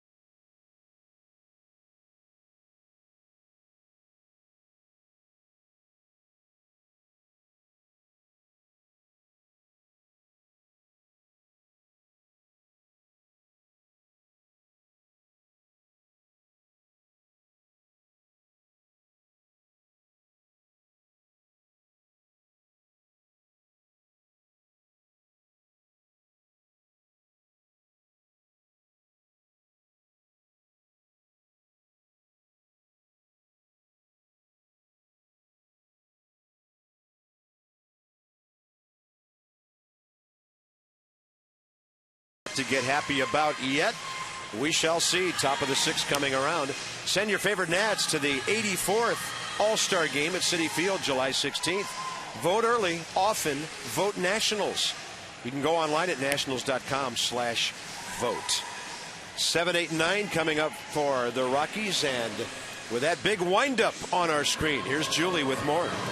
Well, guys, I was actually commiserating with Ross Ohlendorf this Spurs loss in Game 7. He's originally from Austin, Texas, and was a Spurs fan and is a Spurs fan and was really bummed out about the loss, as was I.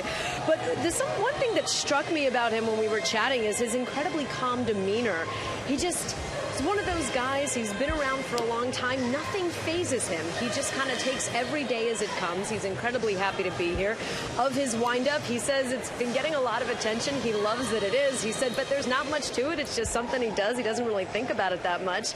Also interesting, his major in college, operations research and financial engineering. He's a big numbers guy, big mathematics buff.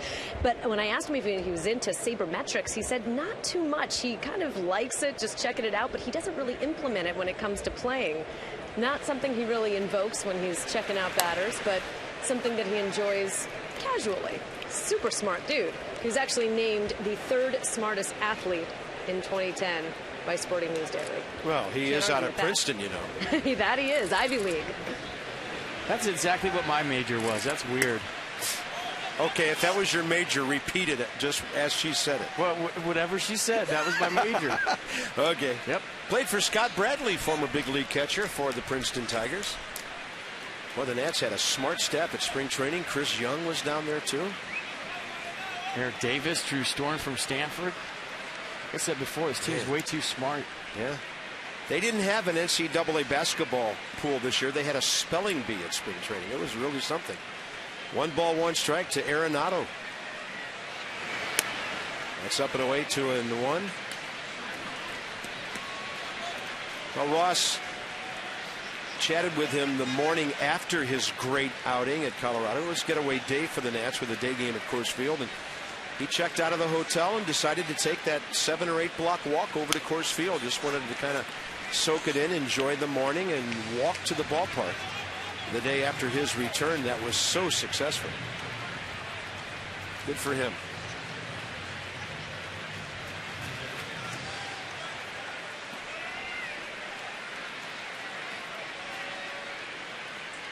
Nolan Arenado 0 for 1 with a walk against him last week.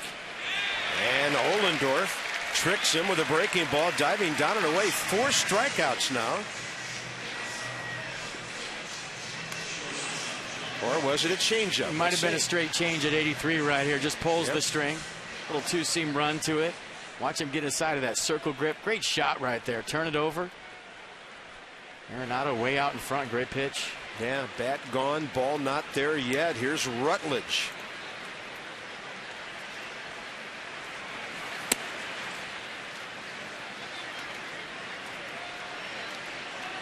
Six of 7 retired, 4 on strikes.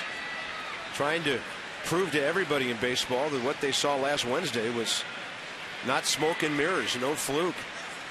Trying to reestablish himself at the big league level. Goes with the fastball. Down the line in right and well foul. 1 ball, 1 strike. Rockies box will be really full in the first. Homer by LeMahieu. Gonzalez double, Kadire single, double by Dickerson. And the 4th inning, Rosario base hit, another Dickerson double, and a Chacin RBI that really hurt. LeMahieu with 2 outs drove in another. So a pair of 3-run innings for the Rockies. Up the middle. Good job of hitting by Rutledge. Got jammed and bumped it into center field. He's aboard for the 2nd time. And in this series, he's 3 for 5.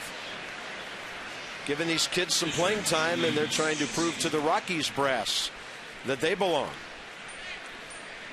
Well, it's not even about proving you belong right now. They're trying to win. And I guess you do have to prove you belong and win at the same time. But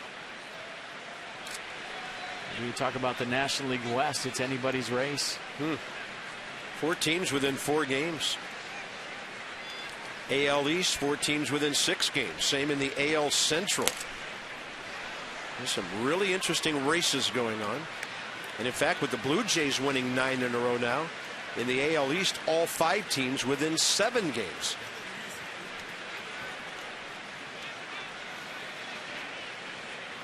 Chacin 1 for 2 with an RBI single. Not showing bunt, up by 6 runs, 6th inning. Padres, a vastly improved team, entertaining the Dodgers later. Giants entertaining Miami this afternoon. That's just how you thought it would play out, right? Dodgers 9.5 out. No way. Not with that payroll. Although they're getting a little healthier.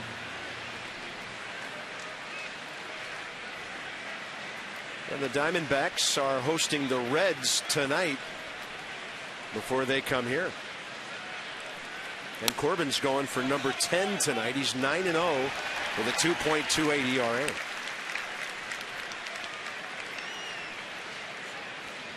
So important for the Nats to try to battle back from behind today, and if they can't win tomorrow, take 3 out of 4, get ready for Arizona, winning home series while you have this schedule in your favor.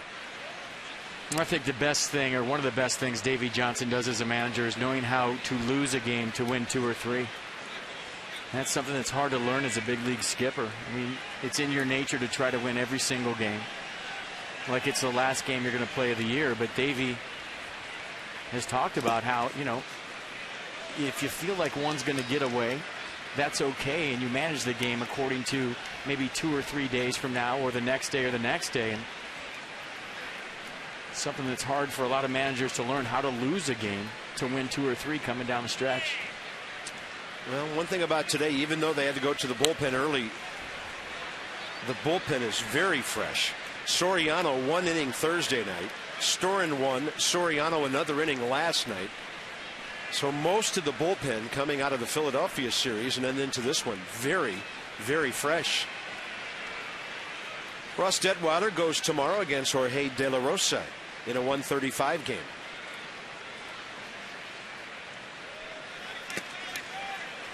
Count goes to 3-2. Ross throwing a lot of off-speed stuff to the opposing pitcher here.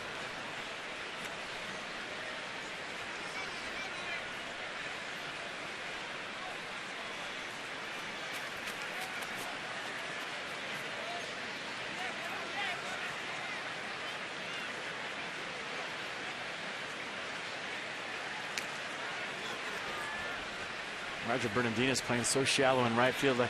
We've seen Danny Espinosa play that depth on a left-handed pull shift before. A chance to throw him out at first if he wants. Or maybe a double play at first and a line drive. That'll be a line drive at the second baseman. Rendon rifles it to LaRoche. 4-3 double play. Top of the order coming up. Bottom of the 6th. Watch this quick release. Bang.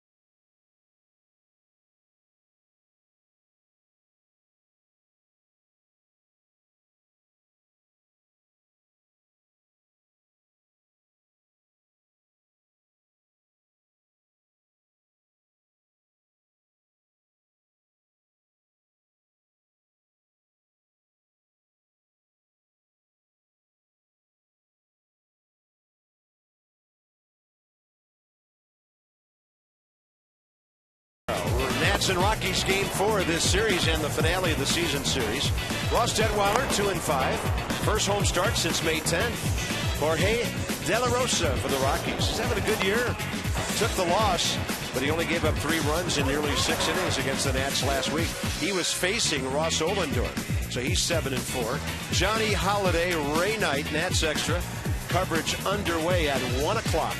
We join you from the booth at 1:30. First pitch, 1:35 in the finale of this 4-game series on Masson. Nats coming up top of the order. Infinity with our due-up. Against right-handers, span just under 300. Rendon hitting everybody, especially right-handers. And then Ryan Zimmerman. It is starting to get late. 71st pitch of the day for Chacin, misses upstairs. Denard Span 1 for 2 in the series. 3 for 9 with a walk.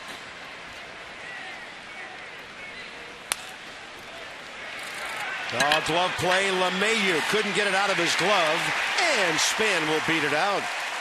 DJ LeMahieu got there. It's a tough body position for a throw, FP, after you make that dive. Well, the Nats need base runners right now, and you thought, well, LeMahieu just robbed Denard Span, but the ball came out of his glove on the exchange right there, and that was all it took with the speed of Span. And Nats with the leadoff man aboard here in the 6th. Look at the dive. Snow cone. And I think that's where the exchange went south. You see the ball not really in his glove, and then when he picks up the glove, the ball drops out. Rendon's had 2 great at-bats today. Double to right center. Line drive to Dickerson in right. So these two, Span and Rendon, have 3 of the 4 Washington hits.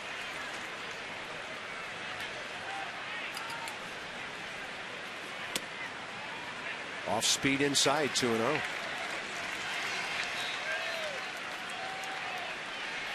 Yeah, 80-20, that's about right. We have yet to see anybody really challenge Rendon on the inner half of the plate consistently with the fastball. That's a 2-hopper. LeMahieu turning the 6-4-3 double play.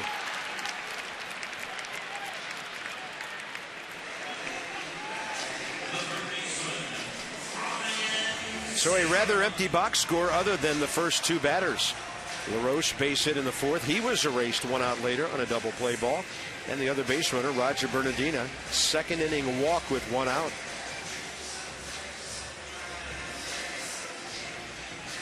So the Rockies have turned 2 twice.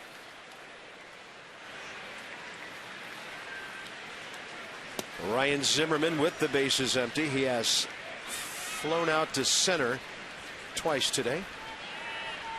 Cholula bringing the heat. Second time we brought the heat with a changeup today. That's how well he's throwing. That's mild. Mild Cholula right there. Combio. Little backup slider stayed in the zone.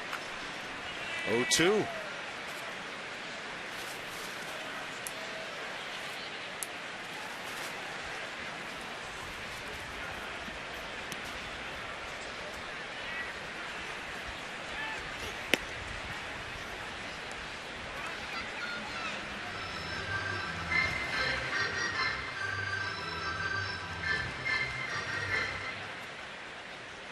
Chacin has never allowed more than 1 base runner in any inning today.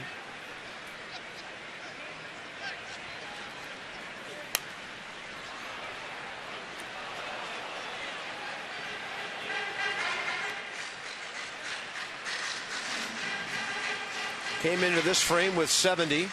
He's at 79. So he's put himself in a position to go 7 or 8 today. We thought he'd be fresh coming off an 86 8 2/3 inning performance last time. That's an almost unheard of pitch count these days.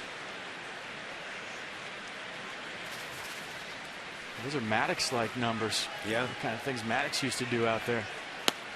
Zimmerman on a big breaking ball strikes out. Chacin has shut down the Nats, getting lots of run support, and this one into the 7th inning.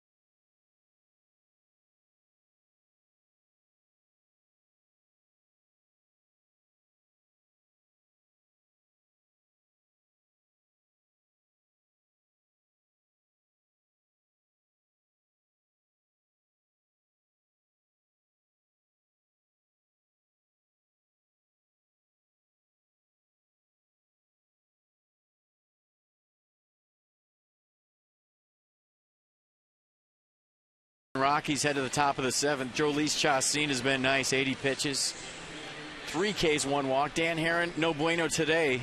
7 hits, 6 earned runs, and Ross Ohlendorf coming in for him has got the job done out of the Nats bullpen.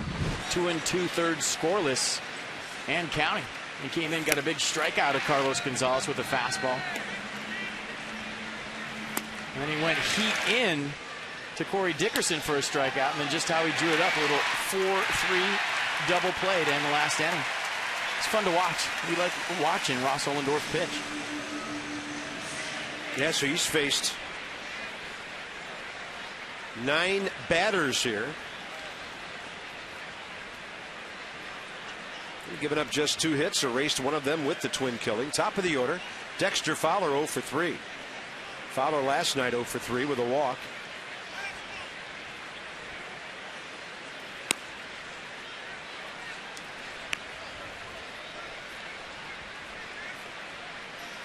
That right hand of his is far from being perfect, but he's gutting it out. Trying to get back in the lineup here and do some damage. He'll pop that one up to the left side for Ian Desmond. And the 7th inning is underway. Ohlendorf continues to impress. Bring your group out to Nationals Park. Group tickets, great for all types of events, company outings, birthday parties, family reunions. Bigger the group, the bigger the savings. Check out nationals.com/groups for more information about group opportunities at Nationals home games. DJ LeMahieu, good day, 2 for 3, homer, single, 2 RBIs. Yeah, won a 10-pitch battle with Ross Ohlendorf last time up for a single in the 4th.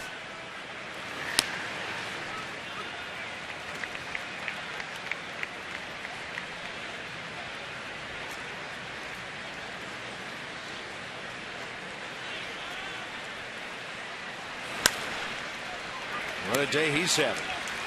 Already came into this game 4 for 8 in the series. So he is now 7 for 12. His batting average on the way up to 300. 295 going into that AB.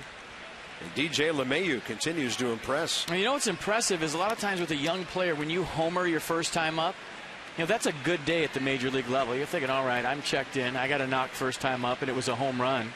To the pull side, well, he's added 2 more hits up the middle, so staying within himself after a first AB where he went deep. It's impressive. Carlos Gonzalez struck out by Ohlendorf first time, and he goes up hacking. Nats have done a good job against him in this series. He's 1 for 11. 5 Ks.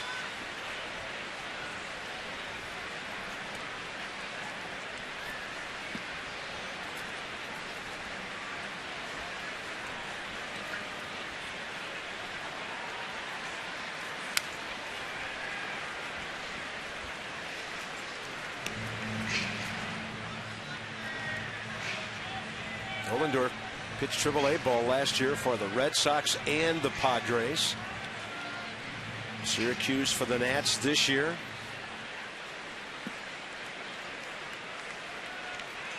He was 4-5 there with a 4.27 ERA, 13 games, 12 starts.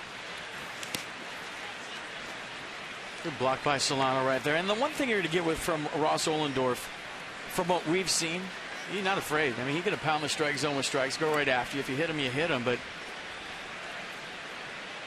he's not going to mess around trying to nibble too much.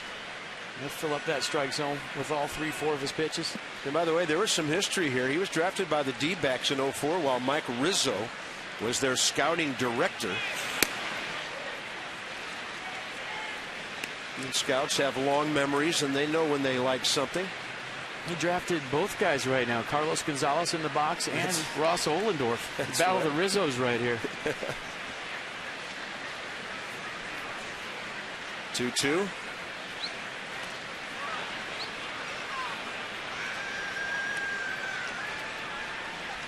Carlos Gonzalez, of course, part of a 4-player deal in 08 that had Matt Holliday and Houston Street changing addresses. And this guy was one of the last names mentioned, but not anymore. 284, 336, 295, 303, his 4 seasons as a Rocky.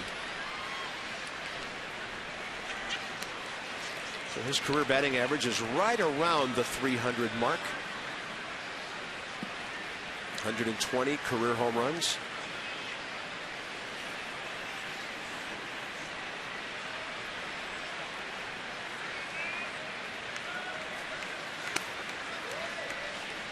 Counts full with 1 out.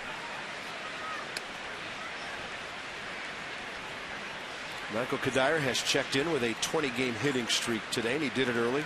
And all the pine tar in the pine tar rag.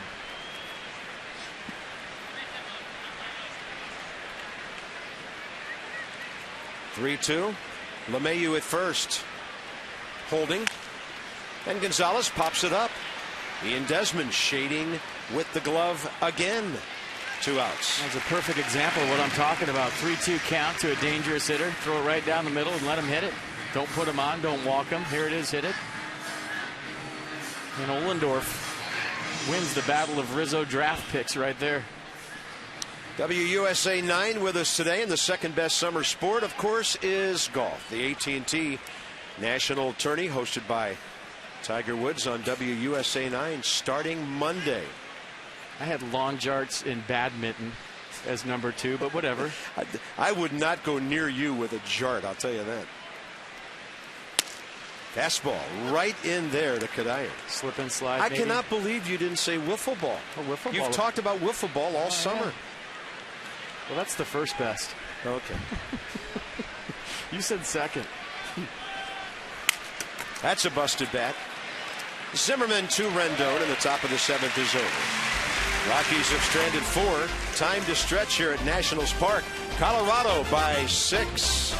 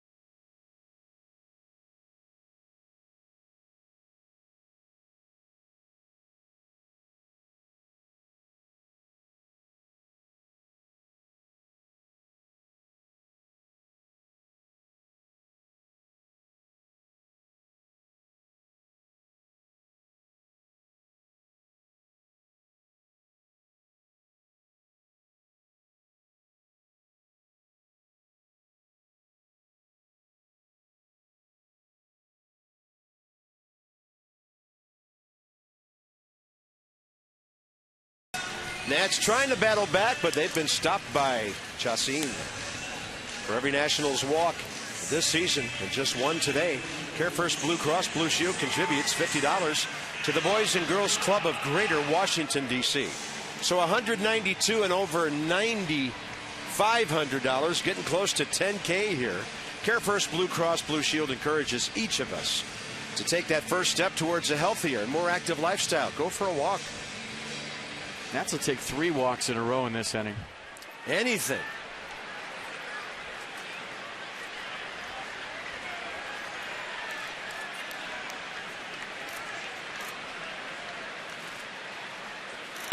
Adam LaRoche, base hit last time.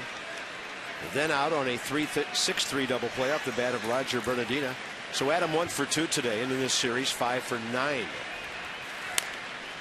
Off-speed pitch, he'll pull it. Kadire peeled off and let LeMahieu make the easier play, 4-1. Time for a little Yellowwood bringing the lumber. Find your happy place or just build one with Yellowwood brand pressure treated pine. If it doesn't have the yellow tag, you don't want it. And Ian Desmond has been bringing the yellow wood the last 3 games. Back-to-back home runs, last at-bat in Philly, first at-bat against Oswald, then last night, 2-0 fastball up and away, rode it out of the yard to right center field. Beer in the left hand, beer in the right hand. Yeah, man, nice catch out there. Switched hands, grabbed the baseball with his bare hand.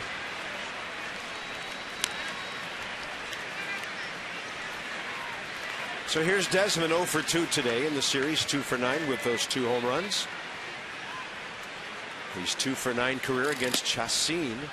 Spinning a strike in there, pitching beautifully here. Trying to go 6-3 on the year. 14th start. Not overwhelming numbers, his body of work this year, but put the last 2 starts together, and he gave up 2 runs in 5 innings against the Nats in Colorado, and this guy is starting to build some kind of streak.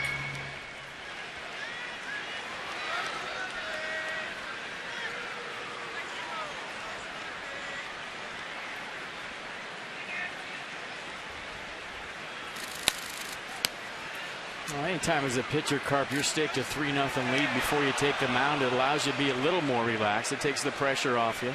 You know you don't have to be perfect throughout the course of a game. You can make a mistake here or there. As long as you pound the strike zone, you feel like with a 3-run lead taking the mound in the bottom of the first that, hey, that's all you need and you got a good chance to win. Desmond will rifle one up the middle. 3rd hit of this series. And Ian's now been on base in 23 of his last 24 games. And just another line drive up the middle, a fastball center cut, hands inside. Got right to the baseball, and another bullet off the bat of Ian Desmond.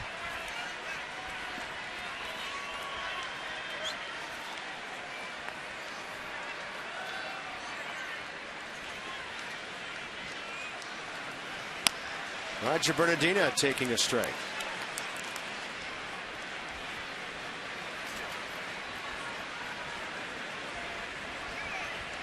A walk, a double play ball, 0 for 1.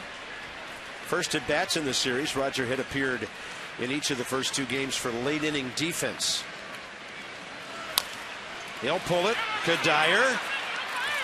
They're going to double up Bernardina again. Not quite. The Shark beat it out on the attempted 3-6-1.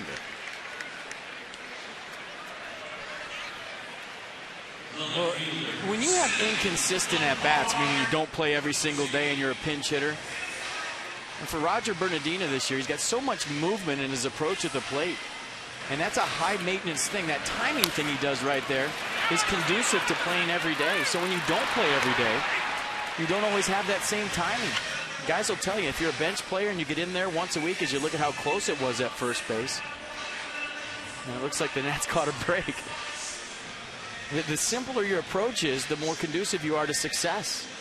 And with Roger, he's such a timing guy. He's got so much going on that, you know, when you get one at-bat in one game, or you start every 2 or 3 days or every 4 days, it's hard to have that rhythm and have that timing. Steve Lombardozzi, line drive to right, fly ball to left, 0 for 2. Ollendorf's batting spot, couple of spots away, and Fernando Abad getting ready. Ollendorf, by the way, threw 3 2/3, 63 pitches. A strong ratio, 42 strikes. Given up 3 singles. Struck out 4, double play. The ball gets away, Bernardina stays.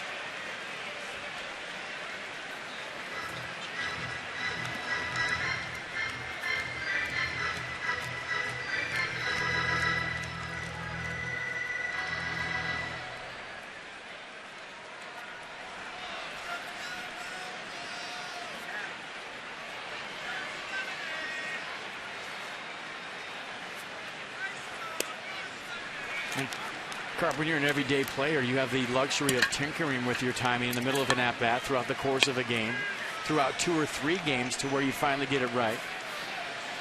But when you don't have that luxury as a bench guy, you have to have perfect timing coming off the bench. And how do you do that? You simplify your approach. You try to keep everything still and just kind of, you know, throw your hands at the baseball so that it's a low maintenance swing one that doesn't need games and at-bats to be successful. Lombardozzi's foul ball evens the count 2-2. It's a big adjustment I had to make from an everyday player to a bench guy, was to simplify my approach if I was going to stay playing in the big leagues. Yeah, and you're not getting a third look at the same pitcher on a particular day. You're coming in facing a setup guy or a closer. Lombardozzi will sky this one to center. That'll be easy for Dexter Fowler.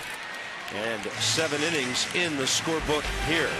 Rockies led big early, and they still lead.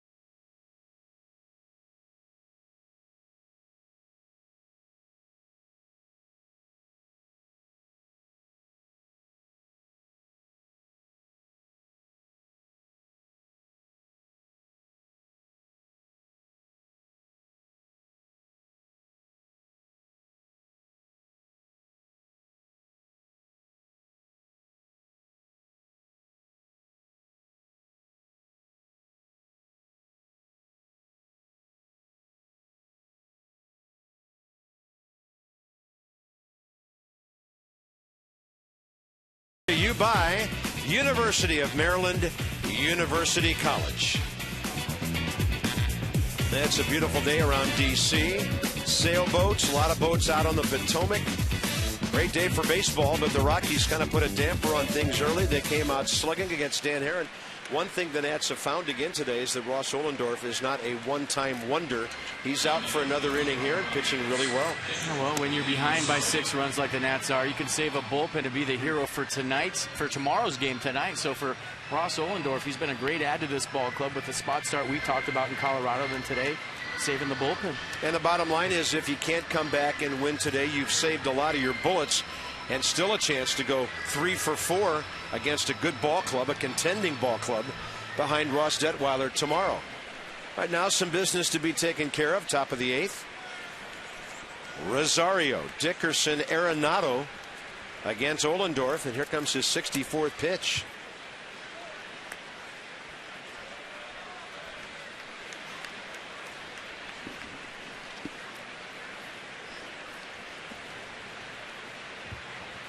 Rosario 1 for 3. And in the air right field for Roger Bernardina. Don't miss a defining moment of Nats action. Sign up now. Nationals alerts delivered direct from Masson to your mobile phone. Just text Nationals to 29292. Davey Johnson will send Ross Detweiler to the mound tomorrow. Lefty-lefty matchup, Jorge De La Rosa. And then the Nats and the Rockies will be done for the year. The Nationals have clinched the season series. They would love to get at least 3 out of 4 this weekend. Here's Corey Dickerson. First big league game, 2 doubles, a strikeout, an RBI, a run scored. And a pretty good swing.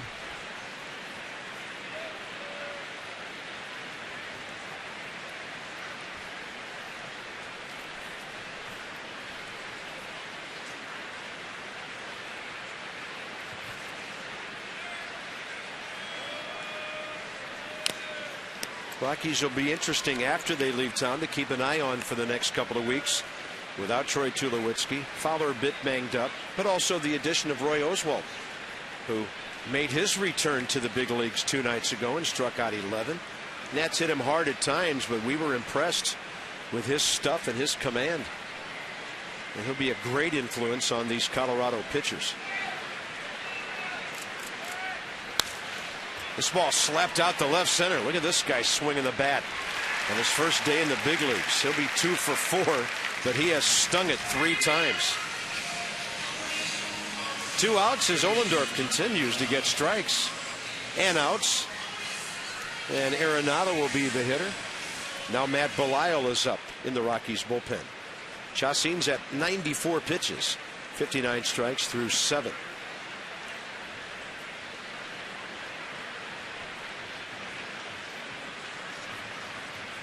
Arenado 0 for 3 and 1 for 11 in this series.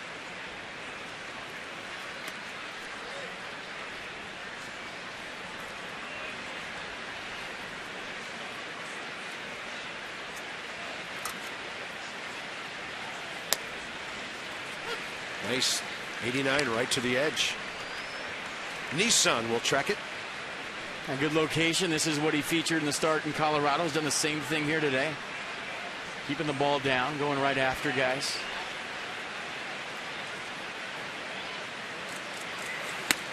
I mean, if the Nats win tomorrow and take 3 out of 4, should they not come back today, you could look right at Ross Ohlendorf and give him the game ball tomorrow.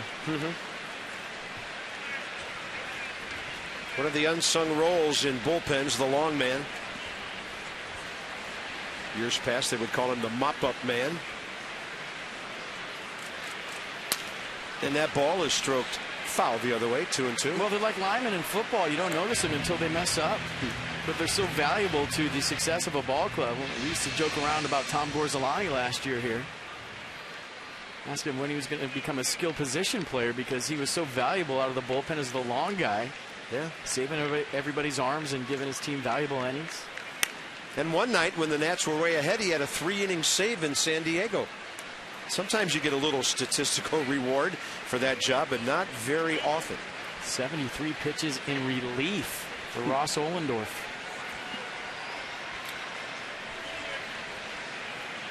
Two outs in the 8th. 2-2 pitch.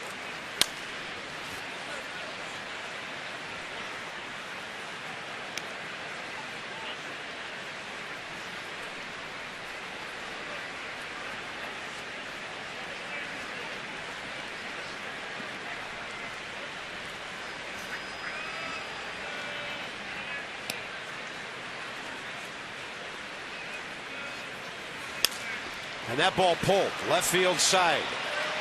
Heading for the wall and out of here. Arenado with his 6th of the year. Lombardozzi thought he had a shot right to the end. That thing just kept on going. And the Rockies lead 7-0. What a funny sound coming off his bat. Almost like he broke his bat. 6th home run of the year for Arenado. A low line drive out to left field, but see where he hit the ball. I guess he barreled it up. We talk about going down and digging something out. Watch him go down and get this low pitch, keep his head to the baseball, catch it out front. Rockies by a touchdown. Rutledge the hitter, and that's a strike. Rockies, at least for now, have taken the league lead in home runs with 94. Braves have 93. They'll be at Milwaukee in about an hour and a half. And that ball pulled to left off the end of the bat. Lombardozzi underneath it. All things considered, great effort by Ross Ohlendorf today. 4 2/3 to save the bullpen and get this into the bottom of the 8th.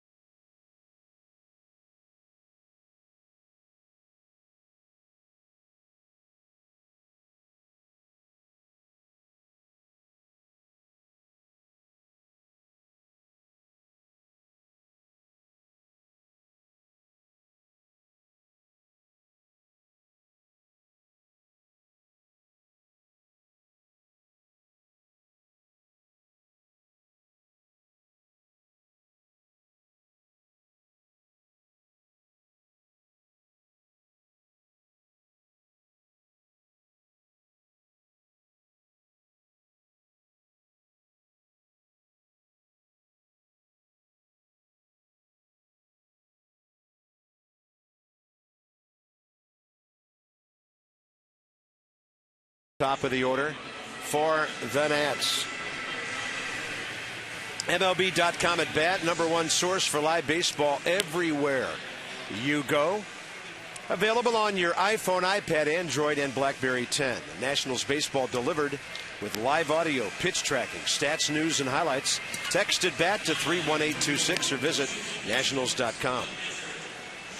Tyler Colvin will play left field, or rather right field, pardon me. Left-handed hitter and thrower.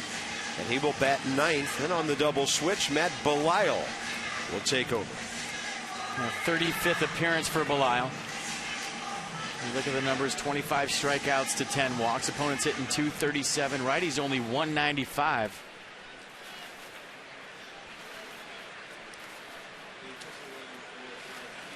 So Chacin goes 7 innings. Shuts out the Nats on 5 hits. Good command today. Only 3 strikeouts, pitched to contact all day. Had a couple of double play balls.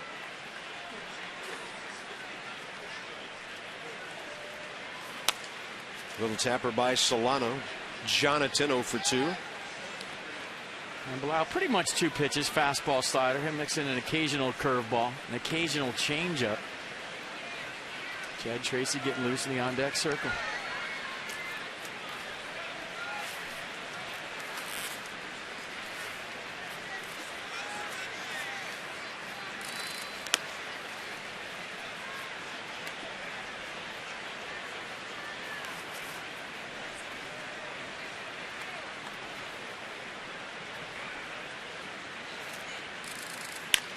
And Solano, 2-hopper, backs up Arenado. Then it stayed down. He gets to show off the arm. That's all that accomplished.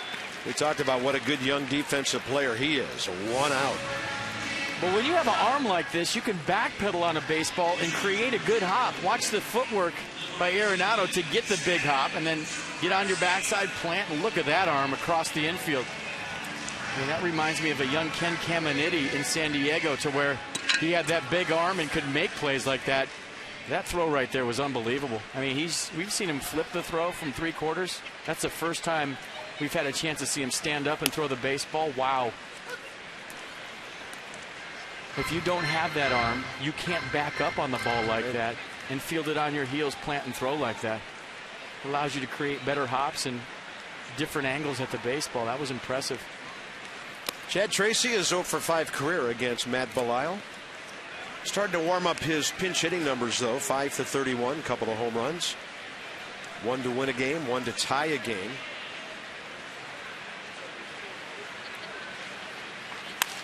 Tracy will rip it up the middle, but they were playing him that way with Josh Rutledge, and he'll show off his arm. 2 outs.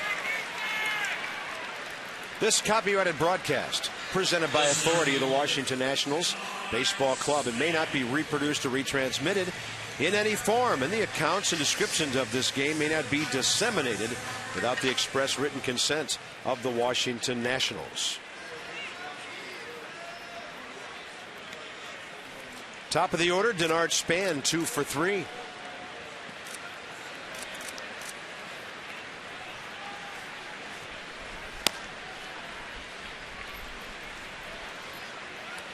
For 2 career against Matt Belisle. Rockies trying to get back to 500. The Nats would be knocked back to the 500 mark with a loss, and then hope for a little help from Milwaukee later today, like they gave last night.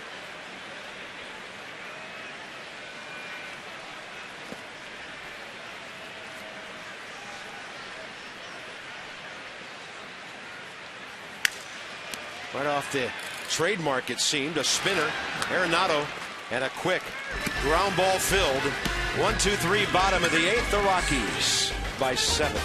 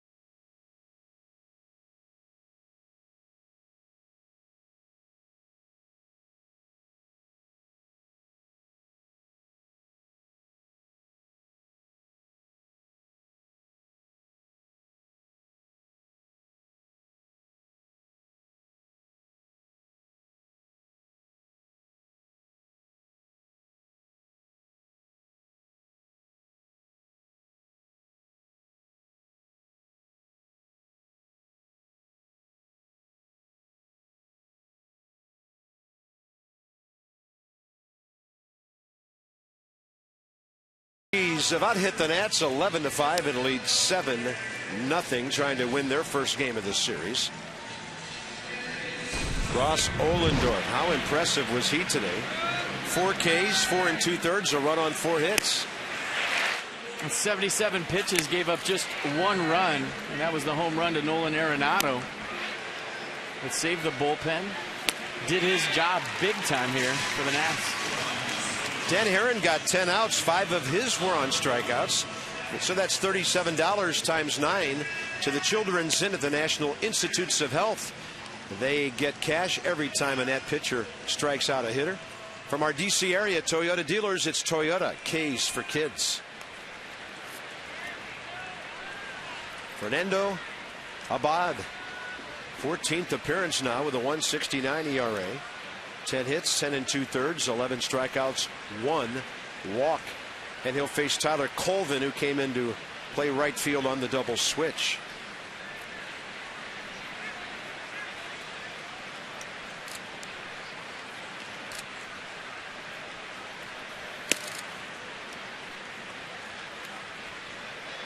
Colvin against Abad, 0 for 2.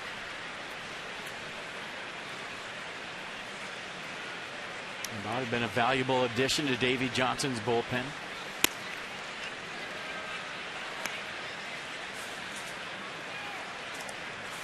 He and Ian Kroll together have shored up that left-handed position. Had Zach Duke for the first couple months of the year. Now they have 2 situational guys that Davey Johnson can play with whenever he wants to. Went ahead. Nissan will pitch track this one.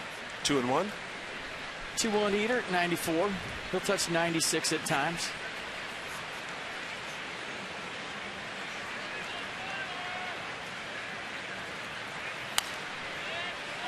And Fernando, parts of 3 years with Houston. Maybe figuring things out here at the age of 27. New organization, kind of a new lease on life, a team that has a chance to win.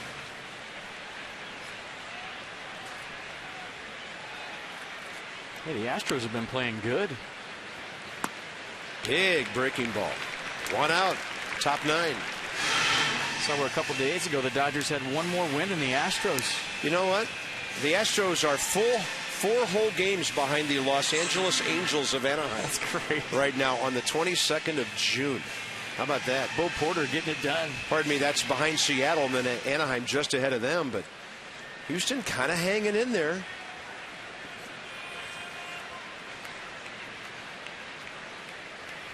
Two-team race right now. A's, Rangers. Angels still unable to make a sustained, consistent move. And a 1-0 to Fowler. Took a little bit off, and that's a fair ball right over the bag. It'll get past the short corner into the deep corner. Dexter Fowler flying into second base.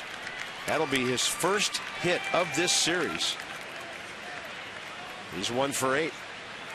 Well, they said it was tough for Fowler to hit left-handed, but right-handed he felt fine based on him running into that pitch in Colorado, the bunt attempt, and you see right there the results. Couldn't wait to get on the right side and have a good swing.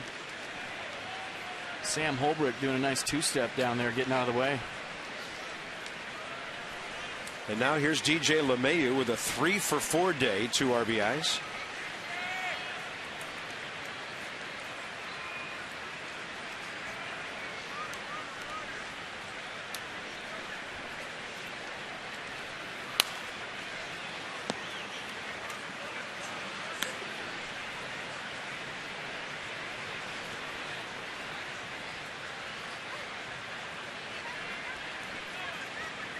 With that double, every Colorado starter has had at least a hit. And you could say all 9 because Chacin had one.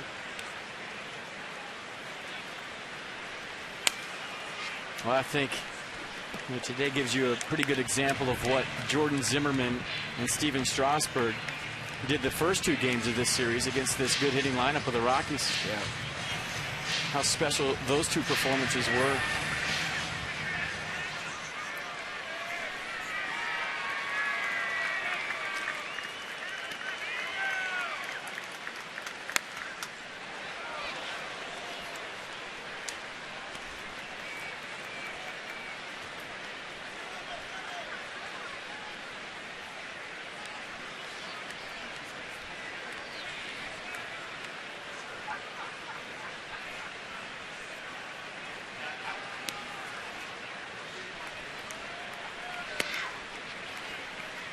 0-2 change up low.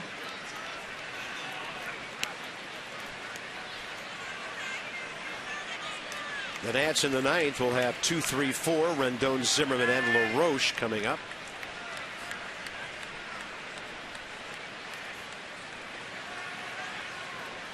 And a 1-2 pitch. And LeMahieu hanging tough today. We've been impressed with his at-bats.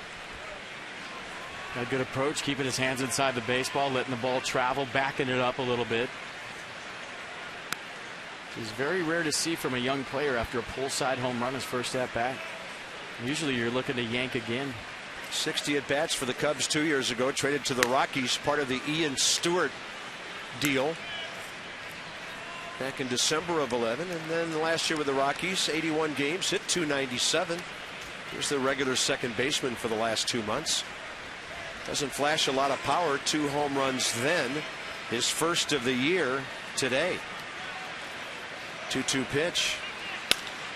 Looked like a changeup, and he lashes that ball out to center. Span right there. Fowler to third on the second out.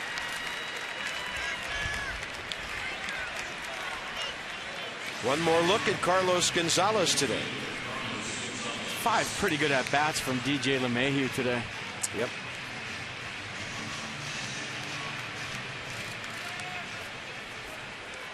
Nationals Park, and we had a great crowd here today. 35,787. Didn't have a whole lot to cheer about. Little bump that average attendance up a little closer to the 34,000 mark. Nats are 5th in the National League in attendance. Here's Gonzalez, 1 for 4 with a double. In the series, 1 for 12. Mark Lerner told me yesterday the Nationals are expecting between 35 and 40,000 tomorrow. Bryce Harper bobblehead day. And if you're at the ballpark right now, just stay and get in line.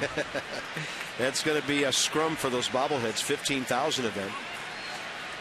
We'll join you at 1 o'clock. Nats Extra, 1:30 from the booth, and 1:35 first pitch. You know, usually they bring us up a bobblehead the day before. We haven't seen it yet. Hint. I'm just saying, they must be hard to come by. Well, Mark told me it has been discussed that as the crowds get bigger and bigger here, starting next year, you'll see more quantity on the giveaways. Well, it would really be a circus if they gave out like 50,000 of them and then people were fighting for 2.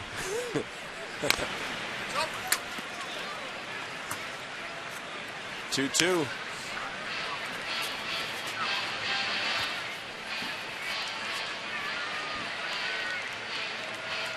Speaking of circuses, how's Bryce Harper's rehab going to be in Potomac? It's going to be a tough ticket.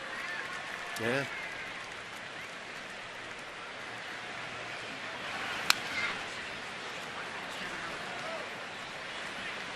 And then back to Hagerstown, where he played a couple years ago there.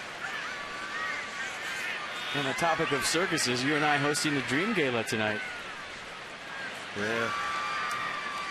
Paint the town red, 8th annual. Looking forward to it. Can you imagine you and I on the stage at a Shakespeare theater? Yeah, you kidding me? A serious stretch. Right side Rendon. That'll do it for the Rockies, unless the Nats come up unbelievably big in the bottom of the ninth.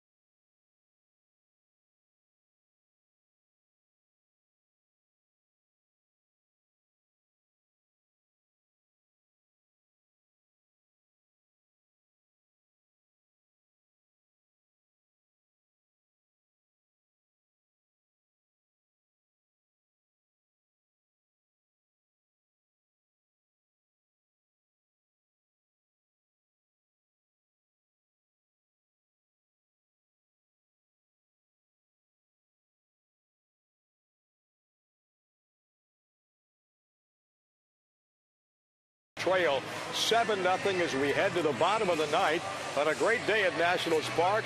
35,000 plus. Johnny Holiday and Ray Knight want you to stick around when this one's over. Hopefully it'll be some time for now.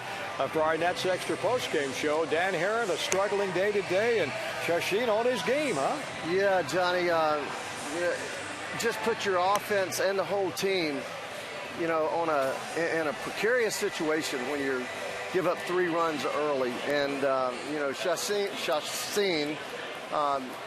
he didn't look unhittable. We hit some balls hard early. Sure did. But it's very difficult to come back and, balls rattling all over the ballpark. Danny just struggling big time like he never has in his career. And I don't know what the answer is. I don't know if they're working on something, but he's going to have to get better, just honestly. I mean, I love the kid, but he's got to get better and get better quickly, or there's going to have to be a change there.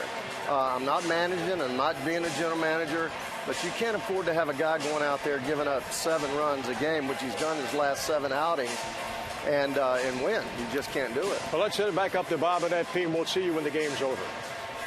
Thank you, gentlemen. To the bottom of the ninth, Wilton Lopez now for the Rockies. Anthony Rendon leads off. He has doubled in 3 trips, hit the ball hard twice. Lopez, 3-pitch guy, fastball, slider change. 2-seam fastball, run it in. Slider, 84, fastball, 91.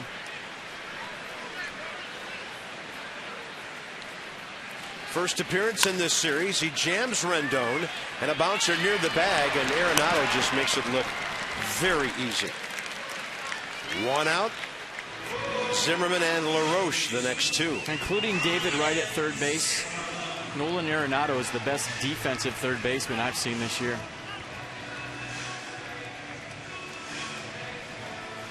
Yeah, and I can imagine the Rockies guys, they get to watch him every day. We've seen him,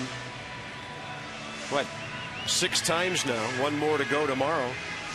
And here's Ryan Zimmerman, a Gold Glover himself, who is 0 for 3 today. A couple of fly balls to center and a swinging strikeout. Nationals had won 3 in a row coming into this one. Zimmerman heading for the red seats, and it will get there. 9th homer of the year, shutout gone for the Rockies, and the Nats on the board here in the 9th.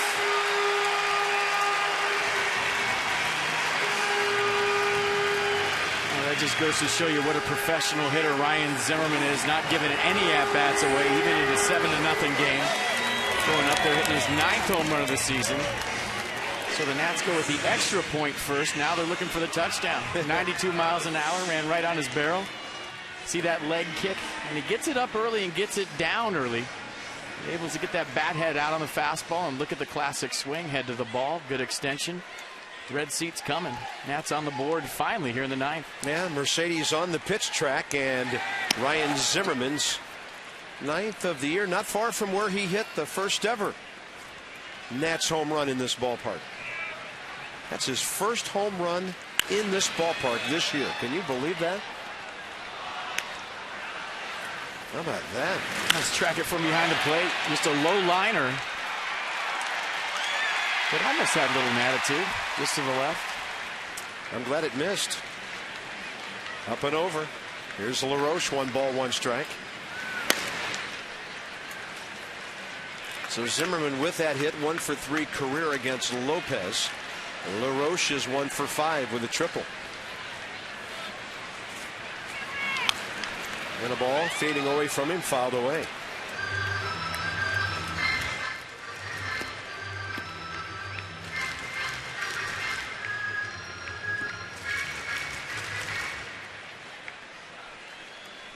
Adam 1 for 3 today, extending his home hitting streak to 18 games.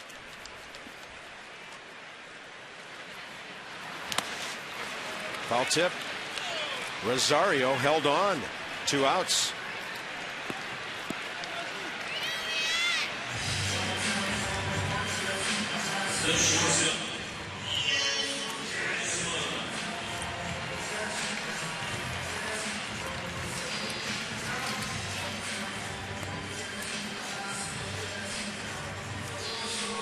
So Davy Johnson's ball club 1 out away from being back at the 500 mark. The Rockies about to go 38-38 with their record.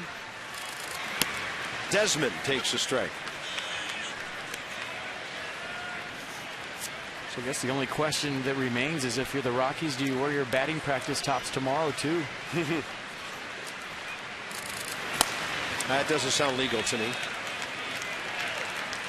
Probably be a $2 or $3 million fine for wearing them today, I think. As a commissioner, I'd say, one time okay. $4 or $5 million. Probably.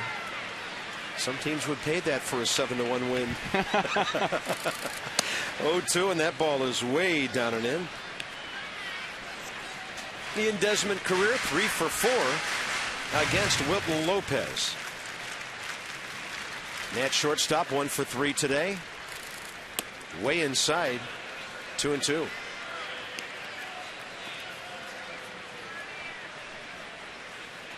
Roger Bernardina on deck. Hopefully Jason Worth will be okay to be back in the lineup against the left-hander De La Rosa tomorrow.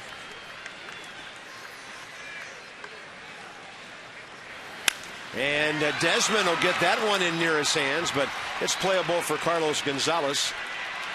And that will do it. Rockies got 3 in the first, never looked back. They get their first win in this series. Nats have still taken 2 out of 3 and a chance for 3 out of 4 behind Ross Detweiler tomorrow. Colorado wins it 7-1. Both teams at 500 with that result. For FP and Julie, Bob Carpenter, thanks for joining us. Hopefully better things tomorrow. Sunday Masson 2 HD series finale. Johnny and Ray Nats Extra 1 o'clock. First pitch 1:35. This has been a Masson presentation. Stay tuned now. Nats Extra post game with Johnny Holiday, Ray Knight coming up next. And from the booth at Nationals Park, so long for just a while.